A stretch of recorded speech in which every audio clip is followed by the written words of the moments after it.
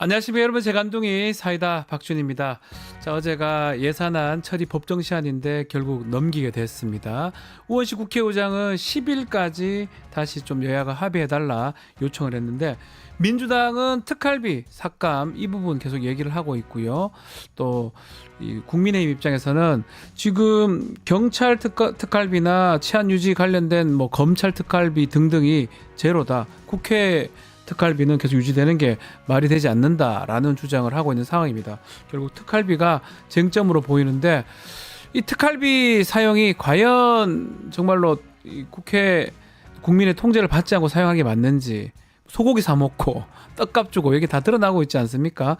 현명한 국민들은 내가 내고 있는 혈세 과연 어떻게 사용되는 게 맞는지, 국민의힘 주장이 맞는지, 민주당 주장이 맞는지 잘 판단하리라고 봅니다. 내 돈 함부로 쓰는 거 싫지요. 네, 소고기 사 먹는 더 싫습니다. 자, 생방송 중에 댓글 참여 많이 부탁드리고요. 박준의 뉴스 인사이다 지금 바로 시작하겠습니다.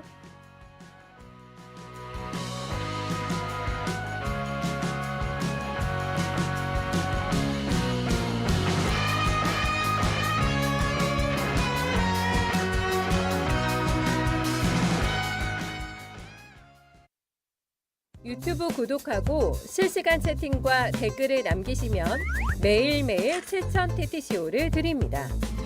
참여 방법은 통통물 어플을 다운로드하고 회원가입과 로그인을 해주세요. 마이페이지에서 나의 회원 고유 번호를 복사해주세요. 유튜브 구독 후 실시간 채팅이나 댓글창에 고유 번호를 한 번만 입력하면 준비 끝! 지금 유튜브 채팅과 댓글 쓰기 참여하고 실천 TTCO 받아가세요. 바쁜 아침, 오늘 꼭 깔아야 할 뉴스들만 엄선해서 정리해드리겠습니다. 듣기만 해도 이해가 쏙 뉴스픽. 자, 오늘은 이선재 뉴스토마토 PD와 함께 이야기 나눠보겠습니다. 안녕하십니까? 안녕하세요. 두 번째입니다. 네, 맞습니다. 네, 괜찮습니까? 지난번에 좀 많이 떨렸었는데 오늘은 좀 긴장을 풀고 조금 웃으면서 지금 뭐 웃고 있는데 벌써. 해보겠습니다. 좋습니다. 오늘 단독 소식부터 얘기를 좀 해보겠습니다. 뉴스토마토 아침에 단독 보도를 했습니다. 예, 맞습니다. 명태균 관련된 얘기인데요. 자, 미래한국연구소가 2022년 6월 달에 지방선거할 때 서울하고 부산시장에 선거 여론조사를 조작한 게 드러났는데, 이 내용 소개해 주시죠. 네, 오늘자 뉴스토마토 단독 보도에 따르면 명태균 씨가 실질적으로 운영했던 미래한국연구소가 2022년 6월 1일 지방선거에서 서울과 부산시장 선거 여론조사도 조작한 것으로 확인됐습니다. 명태균 씨는 앞선 2021년 4월 보궐선거와 동일한 방식으로 여론조사를 조작한 것으로 확인됐습니다. 먼저 가짜 표본입니다.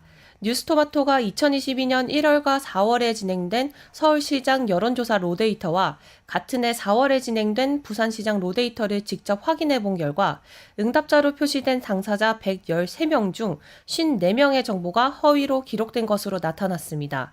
서울, 은평, 마포 등에 거주하는 것으로 기록된 60대 남성에게 기자가 직접 전화했더니 여론조사 실시 기간 당시에는 대전에 거주했던 50대 남성이 전화를 받았다는 겁니다. 자, 여론 조작 방법들을 저희가 보도를 하고 있습니다. 허위입니다. 로데이터가. 지역도 다르고 나이도 다르죠. 자, 거기에다가 응답자 수를 뻥튀기 한 정황도 있다면서요. 네, 그렇습니다. 뉴스토마토 취재진이 보고서와 원본 데이터를 비교해서 확인한 결과 여론조사 결과 보고서와 통계표의 응답자 수도 달랐습니다. 네. 이른바 표본 부풀리기를 한 겁니다. 2022년 1월 기준 서울시장 여론조사 보고서의 응답자 수는 약 2,100명이었는데 원본 데이터에서는 1,080명 수준이었습니다. 또 같은 해 4월 작성된 보고서의 응답자 수는 502명이었는데 원본 데이터에서는 1,017명이 응답한 것으로 나타났습니다. 이에 대해 강혜경 씨는 서울과 부산시장 비공표 여론조사 표본도 명태균 씨 지시에 의해 조작된 것이라고 취재진에게 밝혔습니다. 정말 충격적인데요. 부산도 그러네요. 서울 같은 경우는 지난 재보궐선거 때 2021년이죠. 오세훈 후보 또 나경원 후보 붙었을 때 나경원 후보 접전에서 오세훈 우세 이렇게 바뀌었던데, 아마 비슷한 방식으로 여론을 조작했던 걸로 보면 방법 많아요. 로 데이터 바꾸든지 뻥튀기 하든지 등등의 어떤 방법을 썼던 걸로 지금 보이고 그 증거들이 지금 드러나고 있는 상황입니다. 자, 어제 명태균 씨 둘러싼 의혹들이 좀 쏟아져 나왔는데요. 지역 정치를 발판 삼아서 서울 정치인들하고 연결되고 결국 윤석열 대통령 부부까지 만났던 명태균 씨.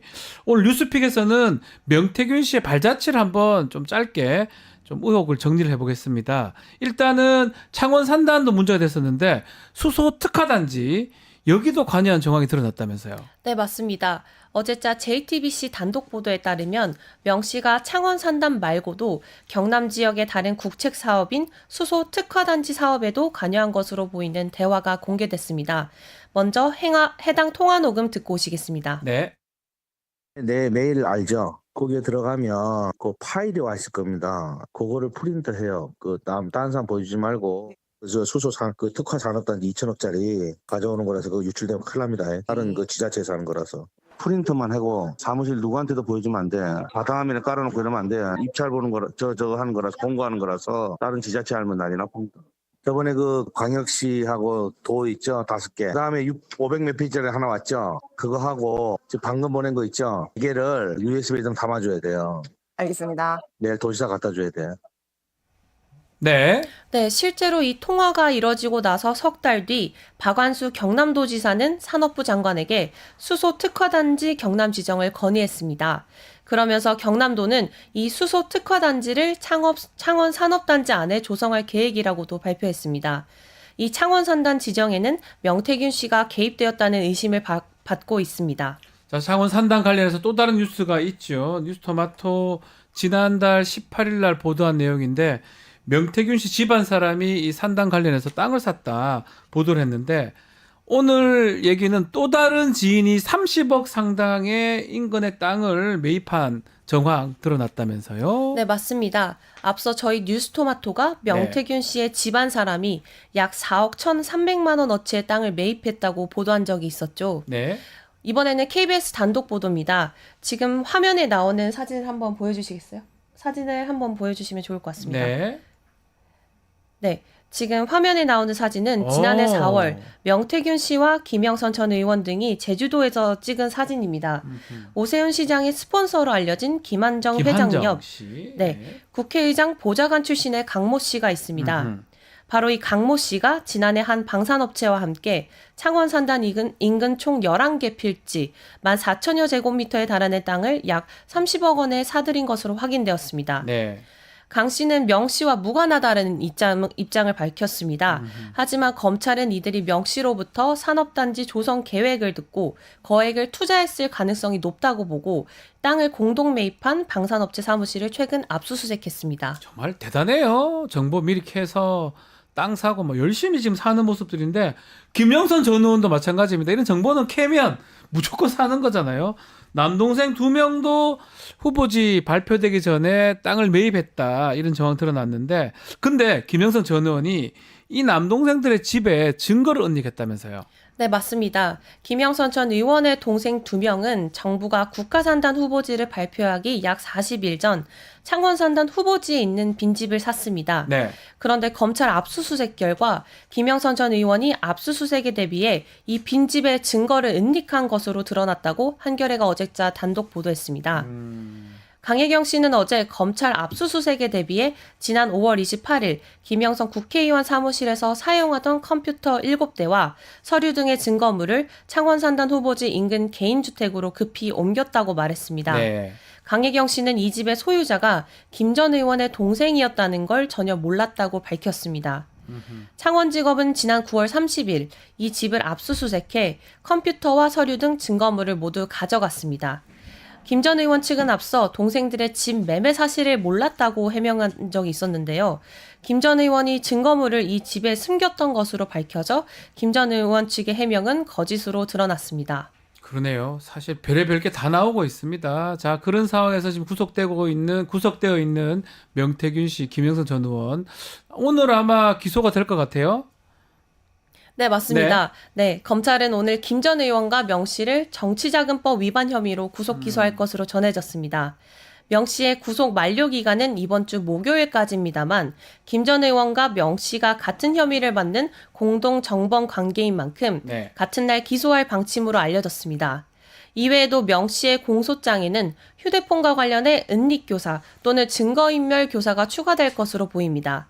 명 씨의 채용 청탁 의혹과 여론조사 의혹은 계속 수사를 이어갈 것으로 전망됩니다.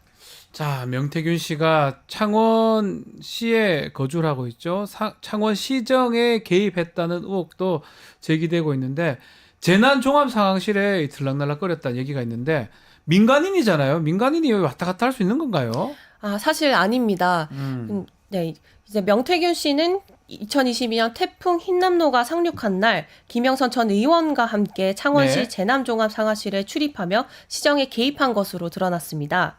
어제자 서울신문 단독 보도에 따르면 2022년 9월 6일 명 씨는 김 전 의원과 함께 창원시 재난종합상황실을 찾았습니다. 네. 재난종합상황실은 지문을 인식해야만 들어갈 수 있는 그렇죠. 곳입니다. 당연하죠. 네, 그래서 민간인은 평소에는 들어갈 수 없는 들어가면 안 되죠. 네, 출입이 통제된 곳입니다. 예. 명 씨는 김 전 의원실에 총괄 본부장 직함을 내세워 시청을 자유롭게 드나들며 재난 상황 점검 등 공식 활동에 동행한 것으로 보입니다. 이 같은 명 씨의 활동은 창원시청이 배포한 공식 사진에도 포함되어 있었습니다. 네. 창원시 관계자는 시 공무원 처지에서는 당연히 정식 보좌진으로밖에 인식할 수 없다며 특히 명 씨는 당시 김 전 의원과 함께 시청을 찾은 것으로 아는데 시 공무원이 명 씨의 출입을 제지하거나 어떻게 할 수도 없는 노릇이라고도 밝혔습니다. 자, 수소 특화단지 창원에 산단 매입할 때 그리고 지금 창원 시정 개입 부분까지 등등 지금 살펴봤는데 또 하나가 있습니다. 이 지역에 활동하던 명태균 씨가 여의도 연구원 자문위원 임명하도록 좀 알선했다. 이 의혹이 있는데 이것도 소개를 좀 해주시죠. 네, 맞습니다. 명태균 씨가 대통령실을 비롯해서 계속해서 채용 알선을 해왔다는 의혹은 제기됐었죠. 네. 그런데 어제자 JTBC의 단독 보도에 따르면 이번에 명 씨가 여의도 연구원 자리를 알선했다는 의혹이 제기됐습니다. 여의도 연구원은 국민의힘 산하 정책연구소입니다. 이곳에 오세훈 시장의 스폰서로 알려진 김한정 회장, 대통령실 6급 행정관 조모 씨, 지방선거 예비후보자 배모 씨 등 6명에서 7명의 이력서를 명 씨가 전달했다는 의혹이 제기됐는데요. 네. 해당 통화 녹음 먼저 듣고 오시겠습니다. 네, 제가 사진하고 그 이력서 프로필 하나 보냈거든요. 네네. 그거 해갖고 그 이력서 양식대로 만들어서 네. 여의도 연구원에 보내야 되니까 네네네. 그거 하나 좀 만들어서 나한테 카톡을 하나 보내주세요. 예, 알겠습니다. 예. 네, 명태균 씨는 이 과정에서 지상욱 여의도 연구원장과의 친분을 과시하려는 취지의 발언을 한 것으로도 확인됐습니다. 원래 안 되는 일인데 내가 지상욱 원장에게 말해서 됐다라고 말했다는 겁니다. 네. 또 지 원장은 지난 2022년 지방선거에서 명 씨에게 여론조사를 부탁하기도 했습니다. 명 씨는 주변에 지 원장이 자신 덕에 연임에 성공했다고 말해왔던 것으로 알려졌습니다. 지금 오늘 많은 분들 댓글 참여하고 계십니다. 배동호님 오셨고요. 문동훈님도 오셨고 조우면 대서님 또 김말룡님 오셨는데 자, 아이고 어이가 없네 진짜 말씀도 주시고요. 명태균 열심히 산다. 열심히 살아요. 좋게 열심히 사는 것 같지는 않습니다. 자, 그리고 좋으면 됐네 대서님이 말씀 주셨고요. 정말 어디까지 갈 거냐라고 KT23님도 글 주셨습니다. 좀 더 얘기를 좀 해보면 이 여론조사가 이 명태균 게이트의 핵심 아니겠습니까? 여론조사가 아니죠. 조작이라고 봐야 될 것 같은데 명태균 씨가 서울의 정치인 여론조사를 하기 위해서 가짜 신문사하고 가짜 사무소 등록을 한 거다. 이게 있다. 이건 또 어떤 내용입니까? 네, 어제자 한겨레 단독 보도에 네. 따르면 명태균 씨가 2020년 4월 여의도 연구원 및 서울 지역 정치인들의 여론조사를 수주받기 위해 미래한국연구소 사무소와 인터넷 신문사를 서울에 가짜로 설립한 사실이 드러났습니다. 네. 미래한국연구소는 2019년 여론조사 기관으로 등록한 투데이 경남을 VOK로 이름을 바꾸고 전국으로 사업을 확대하려 했습니다. 네. 그러나 미래한국연구소가 경남에 있었기 때문에 여론조사 사업을 사업을 전국으로 확대하는 데에 한계가 있었던 걸로 보입니다. 음흠. 이후 서울에 사무소와 인터넷 언론사를 등록했지만 VOK는 단 한 번도 언론 활동을 하지 않았고 신문 발행도 한 번도 하지 않은 것으로 드러났습니다. 네. VOK 의뢰로 여론조사를 진행하면 중앙선거 여론조사심의위원회 신고를 피할 수 있어 이 방식이 활용된 것으로 보입니다. 네. 창원지검에서도 이런 부분도 좀 살펴봐야 될 것 같아요. 지금 여론 조작이 또 여론 조사하면서 조작하는 게 핵심인데 그 과정에서 정치인들한테 어떤 이익을 주고 그 이익을 본인이 돌려받는 거예요. 돈으로 돌려받든 돈은 뭐 아직 드러난 건 없지만 어쨌든 간에 알선할 수 있는 뭐 그걸 제공받는다든지 아니면 다른 정보를 또 받는다든지 뭐 그런 걸로 지금 돌아가고 있는 상황이고 댓글에 다들 놀랐습니다. 아직까지 이런 짓을 하고 있냐. 하루 종일 쏟아지는 경악할 뉴스에 구토가 나올 지경이다라고 소천사님 글도 주셨습니다. 자, 이렇게 취업 알선하고 여론 조작하고 이 의혹들의 끝에 누가 있냐면 윤석열 대통령 부부가 있는 거예요. 김건희 여사가 등 뒤에 있으니까 그런 것들이 가능했던 것 같은데 이 윤 대통령 부부한테 명태균 씨를 소개해 준 사람이 함성득 교수라면서요. 네, 맞습니다. 어제자 한겨레 보도에 따르면 윤석열 대통령 부부가 2021년 6월 함성등 교수에게 명 씨를 만나보라고 말한 것으로 알려졌습니다. 네. 명 씨가 검찰에 진술한 내용을 바탕으로 변호인이 취재진에게 말한 내용을 소개해드리겠습니다. 명 씨는 김영선 전 의원의 중앙정계 인맥을 활용해 국민의힘 내부에서 영향력을 확대했습니다. 2021년 김종인 전 비대위원장의 눈에 명 씨가 들자 오세훈 시장의 후원자인 김한정 씨가 접근했습니다. 2021년 4월 오 시장이 서울시장 재보궐선거에서 당선되다 이준석 의원이 김영선 전 의원을 통해 명 씨에게 연락한 것으로 확인됐습니다. 그 후 이준석 의원은 국민의힘 당대표로 선출됩니다. 네. 이후 윤 대통령 부부 모두와 친분이 있는 김영선 전 의원은 명 씨를 김종인과 이준석 둘을 한꺼번에 잡을 수 있는 사람이라며 소개했습니다. 아하. 윤 대통령 부부는 아크로비스타 이웃이던 함성득 교수에게 명 씨를 만나보라 말했습니다. 2021년 6월 명태균 씨와 함성득 교수는 서울 조선호텔 식당에서 만났습니다. 이 자리에는 김영선 전 의원과 조은희 당시 서초구청장이 동행했던 것으로 알려졌습니다. 네. 이 모임이 있은 후 명 씨는 아크로비스타 지하에 있는 식당 늘봄 외봄에서 김건희 여사를 만났다고 주장합니다. 이후 명 씨는 윤 대통령 부부와 수시로 연락하고 아크로비스타에도 드나든 것으로 알려졌습니다. 네. 명 씨와의 만남에 관해서는 관련자들의 진술이 엇갈리고 있습니다. 앞으로 어떻게 밝혀질지 주목해 봐야겠습니다.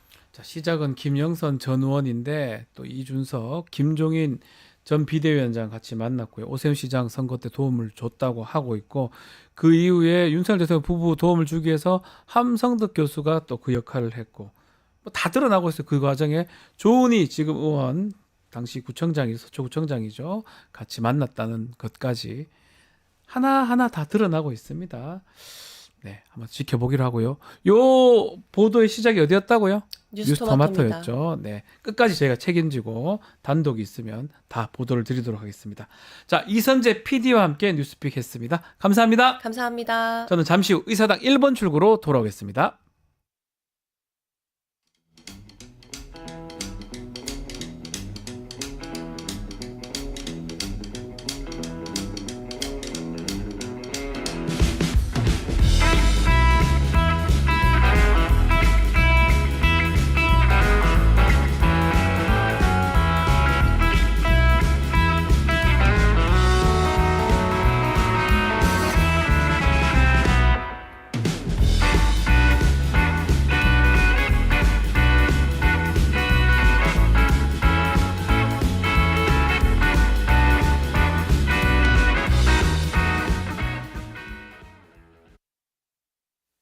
혼돈의 증시, 계속되는 불확실성, 수렁에 빠져버린 국내 증시, 무너진 계좌를 재건해줄 2명의 스페셜리스트, 트럼프 2.0 시대 투자 전략은 12월 7일 1시 유성치 운용형, 12월 14일 1시 금산 전문가, 썸상 구독자는 강연회가 무료, 토마토 증권톡 유튜브에서 멤버십 가입하고 전화주세요. 12월 7일과 14일 오후 1시 2025년 증시대전망 지금 바로 신청하세요. 언젠가 여의도의 비상할 날을 꿈꾸는 청년 정치인들과 함께하는 여의도 의사당 1번 출구 시간입니다. 자, 오늘도 황희도 의사, 신인규 변호사와 함께하겠습니다. 두 분 안녕하십니까? 네, 안녕하세요. 자, 민주당 감액 예산안 둘러싸고 여야 극한 대치 속에 고민이 깊었던 우원식 국회의장 결국 예산 상정하진 않았습니다. 10일로 제안을 하면서 그때까지 좀 접점을 찾아라 이런 얘기를 했는데, 자, 일단은 우리 신은기 변호사님, 우원식 의장 고민을 어떻게 보셨습니까? 뭐 이렇게 결정할 수밖에 없었던 건가요? 우선은 입법부의 수장이 네. 국회의장이기 때문에 현재 당적도 없으시고요. 그리고 그렇죠. 국회를 대표하는 분 아니겠습니까? 의전서열 2위고요. 그렇기 때문에 나름대로 여야의 합의를 끝까지 어떻게든 명분 쌓기로 만들어 보려는 그 노력에 대해서는 제가 뭐 평가를 할 수는 있겠습니다만은 네. 국민의힘에 대해서 아직도 그 실체와 본질을 인식하지 못하고 있는 거 아닌가. 혹시나. 그러니까 예. 왜냐하면 이게 뭐 더 시간을 끈다고 해가지고 달라질 기미는 없는 거거든요. 그래서 저는 무의미한 명분 쌓기, 무의미한 시간 끌기에 오히려 국회의장이 더 함께 하는 거 아닌가 싶고요. 네. 정말로 국민의힘에 대해 가지고나 또 민주당에 대해서도 마찬가지고요. 국회의 권위를 세우기 위해서는 원칙과 그리고 법에 대해서 아주 엄정하게 저는 국회의장이 처신을 해야 저는 차라리, 그 말에 네. 힘이 실린다라고 보고요. 이렇게 해서 양쪽에서 비난을 동시에 받는 이런 형국이어가지고 저는 그 부분은 좀 정무적으로는 저는 좀 동의하기 어려운 그런 판단 아닌가라는 생각이 듭니다. 핵심이 특활비 같아요. 민주당이 정부 원안에서 4조 1천억 정도 삭감했는데 그 주요 항목이 대통령실, 검찰, 경찰, 감사원, 특활비 등등 예비비 등등인데 어떻게 보십니까? 민주당 의견. 그러니까 이거는 그 지금 국민의힘을 보면서 네. 그 저들이 항상 자기네들 분리할 때만 찾는 게 민생이다. 저는 그렇게 보거든요. 이거 민생, 네. 이번에도 민생 얘기를 했어요? 네, 왜냐면 특활비 민생 뭔 상관이에요? 그러니까 특활비랑 특경비 깎는 게 이제 민생에 치명적이라는 식으로 얘기를 하고 아하. 있는데 이제 이거는 국민들을 대놓고 우롱하는 거라 봅니다. 그러니까 왜냐면은 실제로 그 영수증, 그러니까 증빙할 수 있으면 이것도 다시 복원시켜 준다 했는데 그런 건 안 그러니까요. 갖고 오고 땡깡 부리고 있는 거거든요. 네. 그리고 예비비 관련해서도 이게 웃긴 게 실제로 예비비 하면 우리가 뭐가 기억에 남습니까? 뭐 다른 중요한 데에 쓰이는 것도 있지만 윤석열 정부 들어서서는 대표적으로 해외 순방하는데 예비비 끌어다 쓰고 네. 대통령실 막 관저 리모델링하고 공사하는데 예비비 끌어다 쓰고 그것만 기억에 남아 있습니다. 네. 근데 이걸 가지고 또 민생을 얘기하는 것은 당연히 시민들 입장에서는 어이가 없다는 얘기가 나올 수밖에 없는 겁니다. 어떻습니까? 특활비하고 예비비가 그렇게 중요한가요? 중요하지. 중요하나? 아니 이제 윤석열 정권 입장에서는 네. 중요한 거죠. 아. 왜냐하면 특활비와 예비비를 아니, 통해 그러면 가지고 우리 다 국정감사 법사위 기억나잖아요. 내면 되잖아요. 소고기를 먹었으면 소고기를 먹었다. 돼지고기를 먹었으면 먹었다. 아니 그렇기도 하고 윤석열 대통령 입장에서는 행정부 수반 아니겠습니까? 네. 근데 국회가 예산에 대해서 심의 확정하고 의결할 권한을 갖고 있는데 너무 당연한 건데. 무슨 국회에다가 돈을 예치시켜 놓은 사람처럼 무슨 자기 돈 내놔라라는 식의 좀 너무나도 좀 막무가내식 아닌가라는 생각이 들고요. 네. 이 특활비 문제는 제가 봤을 때 검찰의 자업자득이라고 봅니다. 네. 물론 증빙을 안 한 것도 있지만은 검찰 수사권을 그동안에는 권력자들 앞에다가는 쓰지를 않고 오히려 야당을 수사하는 데에다가만 특활비를 썼다라는 계산이 되는 거거든요. 그러니까요. 아니 그렇다면은 지금 국민들의 시각에서는 아니 검찰 특활비랑 특경비만 깎을 게 아니라 그건 당연한 거고 하는 일이 없으니까 급여도 좀 깎아야 되는 거 아닌가? 잠깐만요. 아니 급여도요? 성경에 나오듯이 일하지 않는 자 먹지도 말라 그랬는데 왜 일은 안 하면서 월급은 왜 가져가지? 이제 이런 식의까지 생각이 드는 거거든요. 급여 깎는다면 난리 날 것 같은데요. 아니 근데 일을 안 하니까요. 아. 그러려면은 지금 살아있는 권력, 지금 창원지검의 인력이 부족해가지고 뭐 밝혀지는 게 하나도 없지 않습니까? 네. 그래서 특검을 가면 또 그걸 반대하고. 네. 그러니까 저는 검찰도 본인들의 주장만 너무 좀 어린아이가 사탕 달라고 떼쓰는 것처럼 그렇게 하는 것은 옳지 않다. 저 국민을 위한 검찰로 거듭나지 않으면은 저는 이제 특활비 삭감, 급여 삭감 그 이상도 전 다가오고 있다라고 저는 생각이 듭니다. 그러니까 사실 이게 네. 아무리 저든 얘기해도 안 듣죠. 그러다 보니까 이제 국회에서 가진 권한을 활용을 한 건데 그 실제로 특활비 하면 또 기억에 뭐가 남습니까? 막 특히 명절 때 자기들끼리 떡값. 떡값이라 하고 떡값 맞잖아요. 솔직히 아니, 얘기해요 그냥. 그러니까요. 뭐 삼겹살에 아니, 우리 말고 검찰한테 얘기하는 아니, 거예요. 그죠. 솔직히 얘기해요 그냥. 뭐 자꾸 속여요. 우리 다 알아요. 다 알고 검은색 칠해봤자 그 소고기 들어있는 거 다 아는데 뭘. 심지어 거기 뭐 네. 스타벅스에 파리바게트 뭐 이런 얘기까지 그러니까요. 나오니까 이제 그런 거에 대해서 우리는 지적을 하고 있는 건데 이러면은 뭐 이게 이재명 방탄 사법 리스크 얘기도 하고 있는 거예요. 뭔 국힘에서. 상관이 있어, 그러니까 그거하고. 국힘 대변인도 그걸 얘기한 거 봤는데 너무 공부를 안 하는 것 같다. 그러니까 그냥 계속 2년 반째 똑같은 얘기만 읽고 있는 거 아닙니까? 좀 업데이트를 하십시오. 그리고 하나만 근데 더 아니 저는 그렇게 생각. 그래 수사 잘하려고 소고기 사 먹다 하면 되잖아요. 아니 그리고 하나만 더 그거라도 알려주면 말씀드리면 좋던데. 예산안에 대해서 국회가 의결할 권한을 갖고 있잖아요. 그러니까요. 원칙은 합의를 하면 제일 좋죠. 근데 합의가 안 됐을 때 의결을 통해서 네. 법정 시한을 지켜서 통과를 시켜야 되는 거거든요. 그게 국회의 권한입니다. 음흠. 근데 우리가 윤석열 대통령을 만장일치 합의로 뽑지 않았잖아요. 고작 0.7% 차이로도 당선이 된 겁니다. 네. 그게 본인의 권한을 누리고 있거든요. 근데 왜 국회에 대해서는 존중하지 않고 왜 합의, 왜 만장일치 같은 것을 요구하는 것인지 그것도 너무 좀 내로남불적인 그러네요. 기준 아닌가 싶습니다. 또 그렇게 보면 다수결 원칙이란 그런 것 같은데 결국 다수가 선택을 해야 되고 영원히 이렇게 갈 건 아니잖아요. 근데 괜히 끄는 거 아니냐라는 건데 어쨌든 10일까지 지켜봐야 되는데 이 중에 눈에 띄는 게 이재명 표 예산을 할 수 있는 지역화폐가 예산 2조가 책정이 됐던데 요거는 또 민주당이 증액을 포기를 했더라고요. 어떤 의미입니까? 그러니까 지금도 뭐 말도 안 되게 민생 가지고 물고 늘어지는데 네.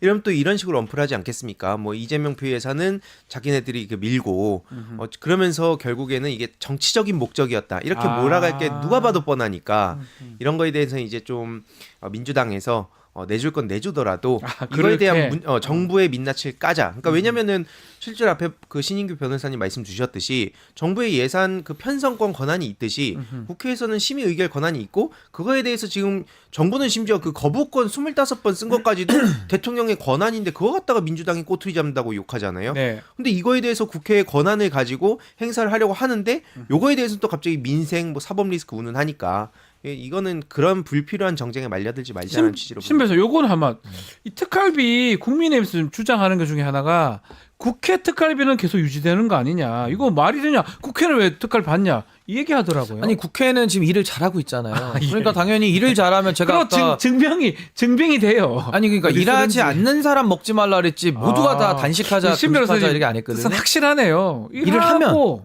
아니 더 줄 수도 있죠. 일을 증빙하면 잘하면. 돼. 증빙하면. 아니 저는요 검찰이 만약에 김건희 여사 사건 더 열심히 수사하잖아요. 특활비 뭐 3배 줘도 되죠. 네. 아니, 소고기도 먹더라도 증빙만 하면 아니, 다 그거는 제도 안에서 우리가 해결할 문제지. 지금은 안 보이게 깜깜이로 쓰면서 일을 안 하니까 지금 문제다라는 거고요. 네. 저는 이게 검찰이 좀 양심이 없다고 보여지는 게 본인들은 기소 독점주의, 헌법과 법률 하에서 그 모든 권한 다 누리잖아요. 근데 헌법이 똑같이 부여한 예산 편성, 네. 그 예산에 대한 또 심의 확정, 의결권 왜 국회에 대해서는 존중하지 않습니까? 더 나아가서 국회가 탄핵소추 의결권 갖고 있는데 왜 그건 존중하지 않습니까? 그러면 본인들이 해서 기소해가지고 무죄 나오는 거는 괜찮고 국회가 탄핵소추 의결해가지고 파면이 안 나오거나 기각 나면 그건 안 되는 겁니까? 그러니까 저는 우리가 삼권 분립을 취하고 있고 각각 기관마다 역할을 부여해놨는데 왜 그 역할 행사하냐고 이렇게 따지기 시작하면은 그럼 검찰한테도 똑같이 얘기하죠. 왜 기소독점권 매일 쓰냐고 국민들이 항의하지 않겠습니까? 그리고 그러니까 그렇게 안 했으면 좋겠어요. 네. 저는. 이게 국힘에선 그리고 잘 비판을 해야 되는 게 이 얘기하다가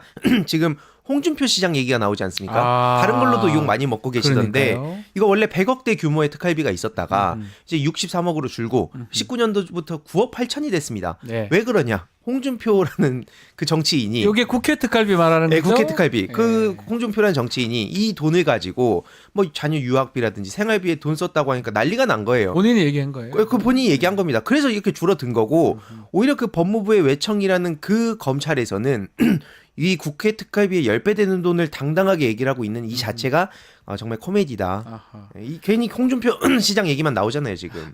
자, 이 결국 10일까지 이제 시간이 연장이 된 상황인데 국민의힘하고 민주당이 접점을 찾을 수 있을지 의문인데 어떤 전망이십니까? 그리고 혹시나 또 대립한다면 우원식 의장 어떤 선택을 해야 됩니까? 아니 근데 국민의힘에다가는 어떻게 맞춰줘야 합의가 됩니까? 특갈비 소고기 사 먹도록. 국민의힘 입장에서는 국민의힘 뜻대로만 해야지 합의해주겠다는 거거든요. 지금 그러니까. 특검에서도 마찬가지 아닙니까?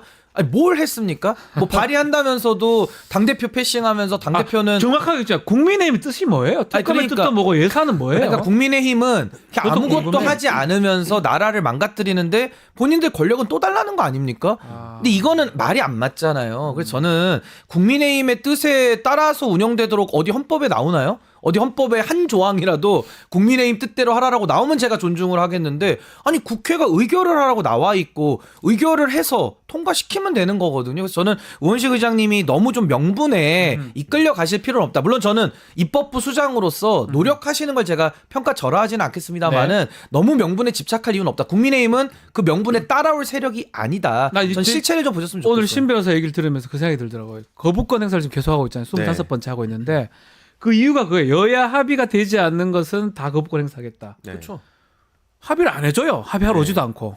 그럼 직접 여당이 그거네. 안 하겠다는 거 아니에요? 국힘이 올린 것도 거부하잖아요. 예, 그러니까요. 그러니까 그게 이제 비토 독재 같아요. 계속 비토 어깃장만 놓으면서 자기들 뜻대로만 하겠다는 거거든요. 국민의힘도 지금 네. 제대로 된 안도 안 내면서 아니 그냥 저는요 합의 안 윤석열 하잖아요. 대통령이 헌법상 부여한 거부권을 오남용까지 하면서 쓰고 있잖아요. 네. 그걸 우리가 어디 막을 수가 없습니다. 쓰니까. 그럼 우리는 다 그걸 존중하면서 쓰는 걸 그냥 바라보고는 있는데 왜 본인은 상대 기관들의 권한에 대해서 왜 존중을 안 하냐는 거예요. 왜 자기 권한만 쓰냐. 그러면 특수부 검찰이 과거에도 자기 멋대로 했잖아요. 몇 사람들 정말 패가망신 시키면서도 무죄 나도 책임도 안 졌거든요. 네, 맞아요. 아직도 그 못된 버르장머리가 지금까지 이어지는 거 아니냐. 왜 국회의 권한 헌법에 나와 있는데 왜 존중 안 합니까? 근데 본인 권한만 왜 계속 씁니까? 그러니까 전 이런 이율배반성에 대해 가지고 일 못하는 것도 우리가 비판하지만은 최소한의 기본은 지켜야 되잖아요. 그럼 자기 권한도 포기하시죠. 근데 그게 아니잖아요. 그러니까 행정부 네. 수장은 국민들의 선택으로 된 거니까 자기 멋대로 해도 된다 얘기하고 있고 그럼 마찬가지로 입법부에서도 국민들의 선택으로 된 사람들이고 국회가 그렇게 돌아가야 되는데 그거에 대해서는 또 다수당의 폭정이다. 계속 그런 얘기 막 심지어 일부 전 언론에 대해서 비판 안 할 수가 없는 게 네. 헌정사상 초유라 그러면서 막 얘기를 하고 있어요. 이번에 예산 관련해서. 네. 근데 헌정사상 초유를 지금 막장으로 나라를 몰아가고 있는 이 정부에서 네. 지금 수많은 짓들을 저지르고 있고 아까 말씀드렸듯이 특활비나 예비비를 그렇게 갖다 쓰고 있는데 이런 거에 대해서 균형을 잡겠다고 하는 정치권을 그렇게 매도를 해버리면 뭐 어쩌자는 겁니까? 예를 들어 저는 네. 국민의힘이 뭐 그런 주장 했다는 게 아니라 예를 드는 겁니다. 예를 들어 국민의힘이 독도를 일본에게 넘겨주자 그렇게 주장하면 우리가 따라야 됩니까? 아니 말도 안 되는 주장을 하면 따라야 되냐고요. 그러니까 국민의힘이라는 이 정당이 공당의 책임을 방기하고 뭐 이제 집권 여당의 책임은 우리가 묻지도 않아요. 뭐 기대가 없으니까. 근데 최소한의 말의 앞뒤는 지켜야 되는데 그거 없이 그냥 우리 뜻대로 안 되면 우리는 협조 절대 안 한다. 우리 뜻대로만 해야 된다. 그게 무슨 국회의 원칙입니까? 자기들 목리 부리는 거죠. 거기에 끌려갈 이유가 전혀 일도 없다. 네. 우원식 의장님은 국민의힘을 좀 바라볼 게 아니라 전체 국민을 더 바라보고 저는 의사 진행을 하시는 게 본인의 명예에도 더 맞지 않으실까라는 생각이 듭니다. 네, 참고로 뭐 국민의힘이 독도를 주진 않겠죠. 예를 들었어요. 예입니다. 예를 든 겁니다. 깜짝 놀래가지고 또 그럴 수도 있나 싶어서. 자, 예산안 상정이 10일로 미뤄졌지만 그럼에도 불구하고 체제감사원장 또 이창수 서울중앙지검장 등 그 검사들 지금 탄핵안은 진행이 됐습니다. 국민의힘에서는 뭐 보복이다, 방탄이다, 뭐 여러 가지 얘기를 하고 있는데 자, 뭐 어떻게 봐야 됩니까? 이게 참 국민의힘의 비판 또 대응도 제대로 되는 것 같지도 않고요. 어떻게 보십니까? 일단 이 감사원과 지금 검찰 네. 내부를 좀 나눠서 보면 감사원도 진짜 웃긴 게 어제 이런 소식이 전해지더라고요. 네. 한마디로 그 감사원에서 최재 탄핵을 막기 위해서 네. 이제 뭐 한 100명 가량의 그 감사원 직원들 그 회의를 했다는 겁니다. 근데 그 안에서 이제 그 100명 정도 연서명을 받으려고 했다는 거예요. 근데 이게 안에서도 반발이 나왔다는 겁니다. 네. 왜 이걸 그렇게 강요를 하냐? 그래가지고 결국 무산돼서 망신당했고요. 그리고 그 안에서도 나오는 얘기가 뭐냐면 최재 본인이 알아서 저런 식으로 막장 행보를 보이니까 그래서 이게 특활비 관련해서도 그 삭감되고 그러니까 예산 삭감 자기가 자초한 거고 탄핵도 자기가 자초한 거 아니냐? 이런 얘기가 나오고 있다는 거거든요. 네. 그리고 지금 그 유병호 라인으로 분류돼 갖고 전체가 지금 싸잡히는 거에 대한 분노 분노가 어마어마하다는 겁니다. 근데 이런 와중에 갑자기 전직 감사원장 5명이 정치적 중립을 또 운운하면서 최재해 쪽에 힘을 실어주려고 해요. 근데 그 전직 감사원장 중에서도 최재형 씨가 대표적이죠.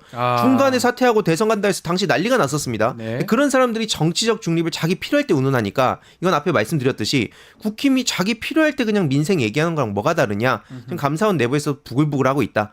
검찰에 대해서 뭐 말할 것도 없고. 그 안에서 이렇게 검사들도 지금 전체적으로 단체 행동을 하는 것 같고 감사원에도 사무총장 등 막 계속 반발을 하고 있는 거 이거 어떻게 봐야 됩니까? 근데 저는 그 직업 공무원들의 정치적인 목소리 내는 거 네. 저는 국가공무원법 위반 소지가 있다. 아. 정치적 중립을 지켜야 된다라는 걸 다시 한번 강조하고요. 예. 저는 최재 원장 같은 경우는 헌법기관입니다. 감사원은. 근데 헌법기관장으로서 전 자격이 애초에 없다고 봅니다. 그러니까 이분이 뭐 윤석열 정권이 임명한 분은 아니에요. 문재인 정권 때 임명했다가 이제 임기가 연장이 되어오고 있는 분인데 이분은 아예 자격 자체가 없는 게 네. 윤석열 정권 처음 이제 취임을 하니까 이분이 국회 나와가지고 감사원은 국정지원기관이라는 그거가 참 충격이었어요. 저는 정말 이거 헌법에 대한 이해가 있나? 라는 생각이 들 정도로 아주 깜짝 놀랐어요. 망발을 했거든요. 깜짝 놀랐어요. 예. 근데 저는 그렇기 때문에 이분은 아예 자격과 자질이 없는 분인데 지금 탄핵을 국회가 하겠다는 거 아닙니까? 저도 국회가 탄핵을 한다고 하면 아니 아직 뭐 헌법재판소 결정이 나온 것도 아니고 이 정당성을 누가 판단할 수 없는 건데 아까 말씀드린 것처럼 국회가 탄핵소추 의결을 하는 것은 네. 검사가 기소하는 거랑 똑같습니다. 근데 기소하는 거랑 똑같고 거기에 대해서 검사들도 국민들한테 책임을 안 지잖아요.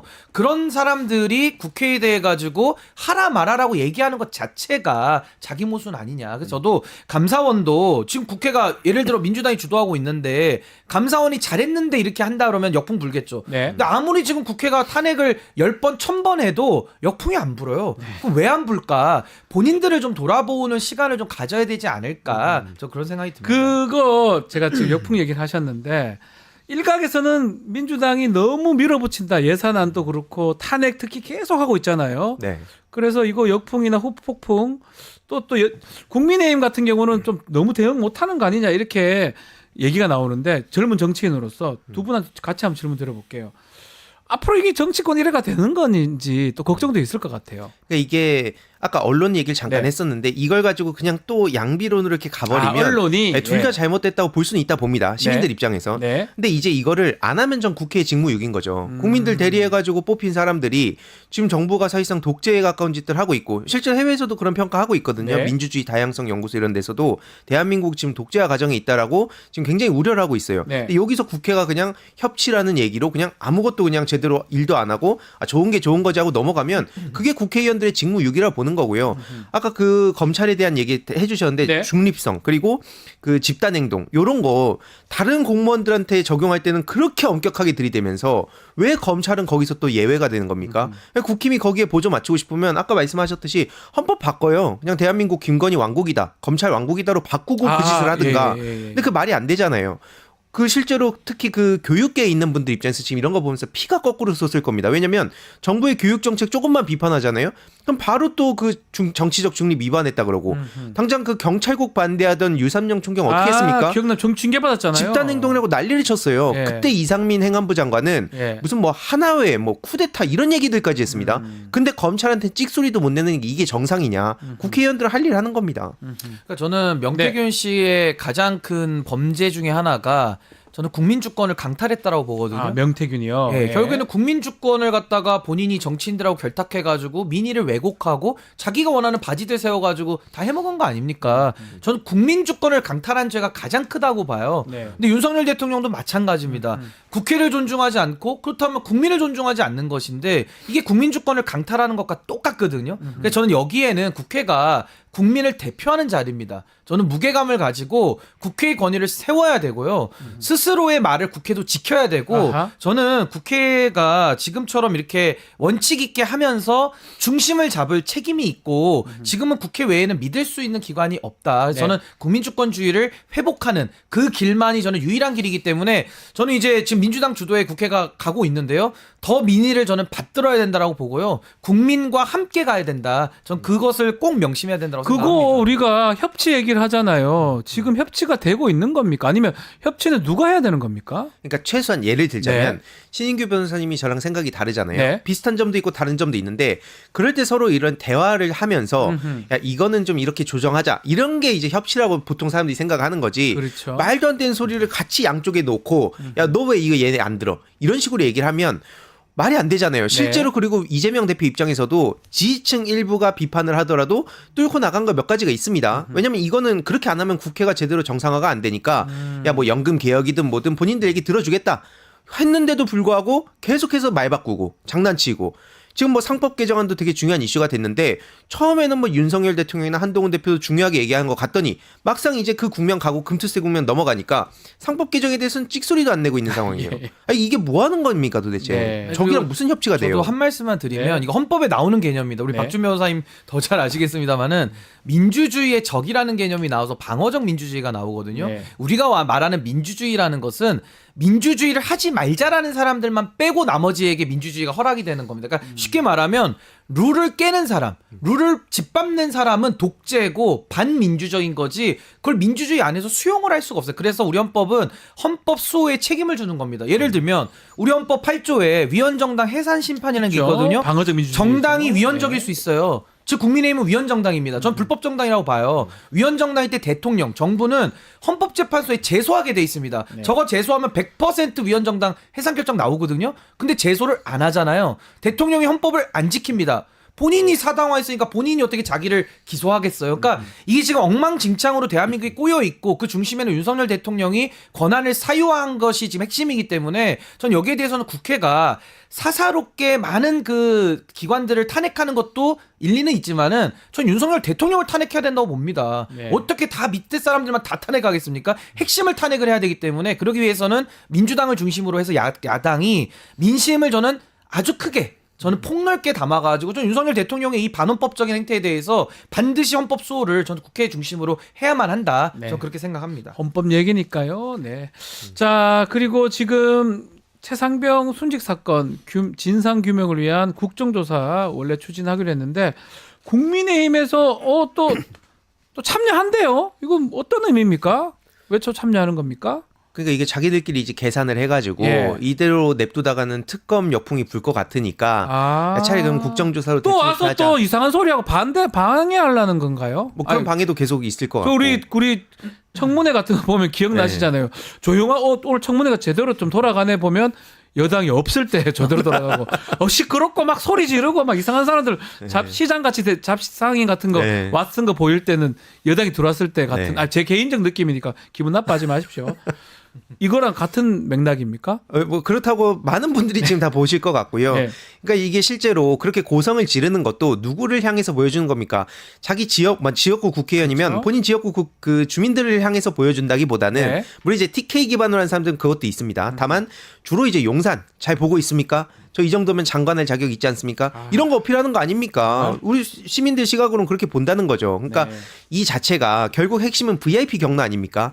VIP 경로 그거 가리자고 지금 여기까지 온 건데 그 최혜병을 지키고자 하는 그 박정훈 대령의 마음 여기로 보수 진보를 떠나서 거의 압도적인 시민들이 힘을 모으고 있습니다. 이것도 그냥 그랬다 하고 한 말만 그만인 걸 이까지 와야 되는 겁니까 이게? 저는 정말 이해가 안 됩니다. 우리가 이제 정상님. 국민의힘의 그 지난 행적을 좀 보면 네.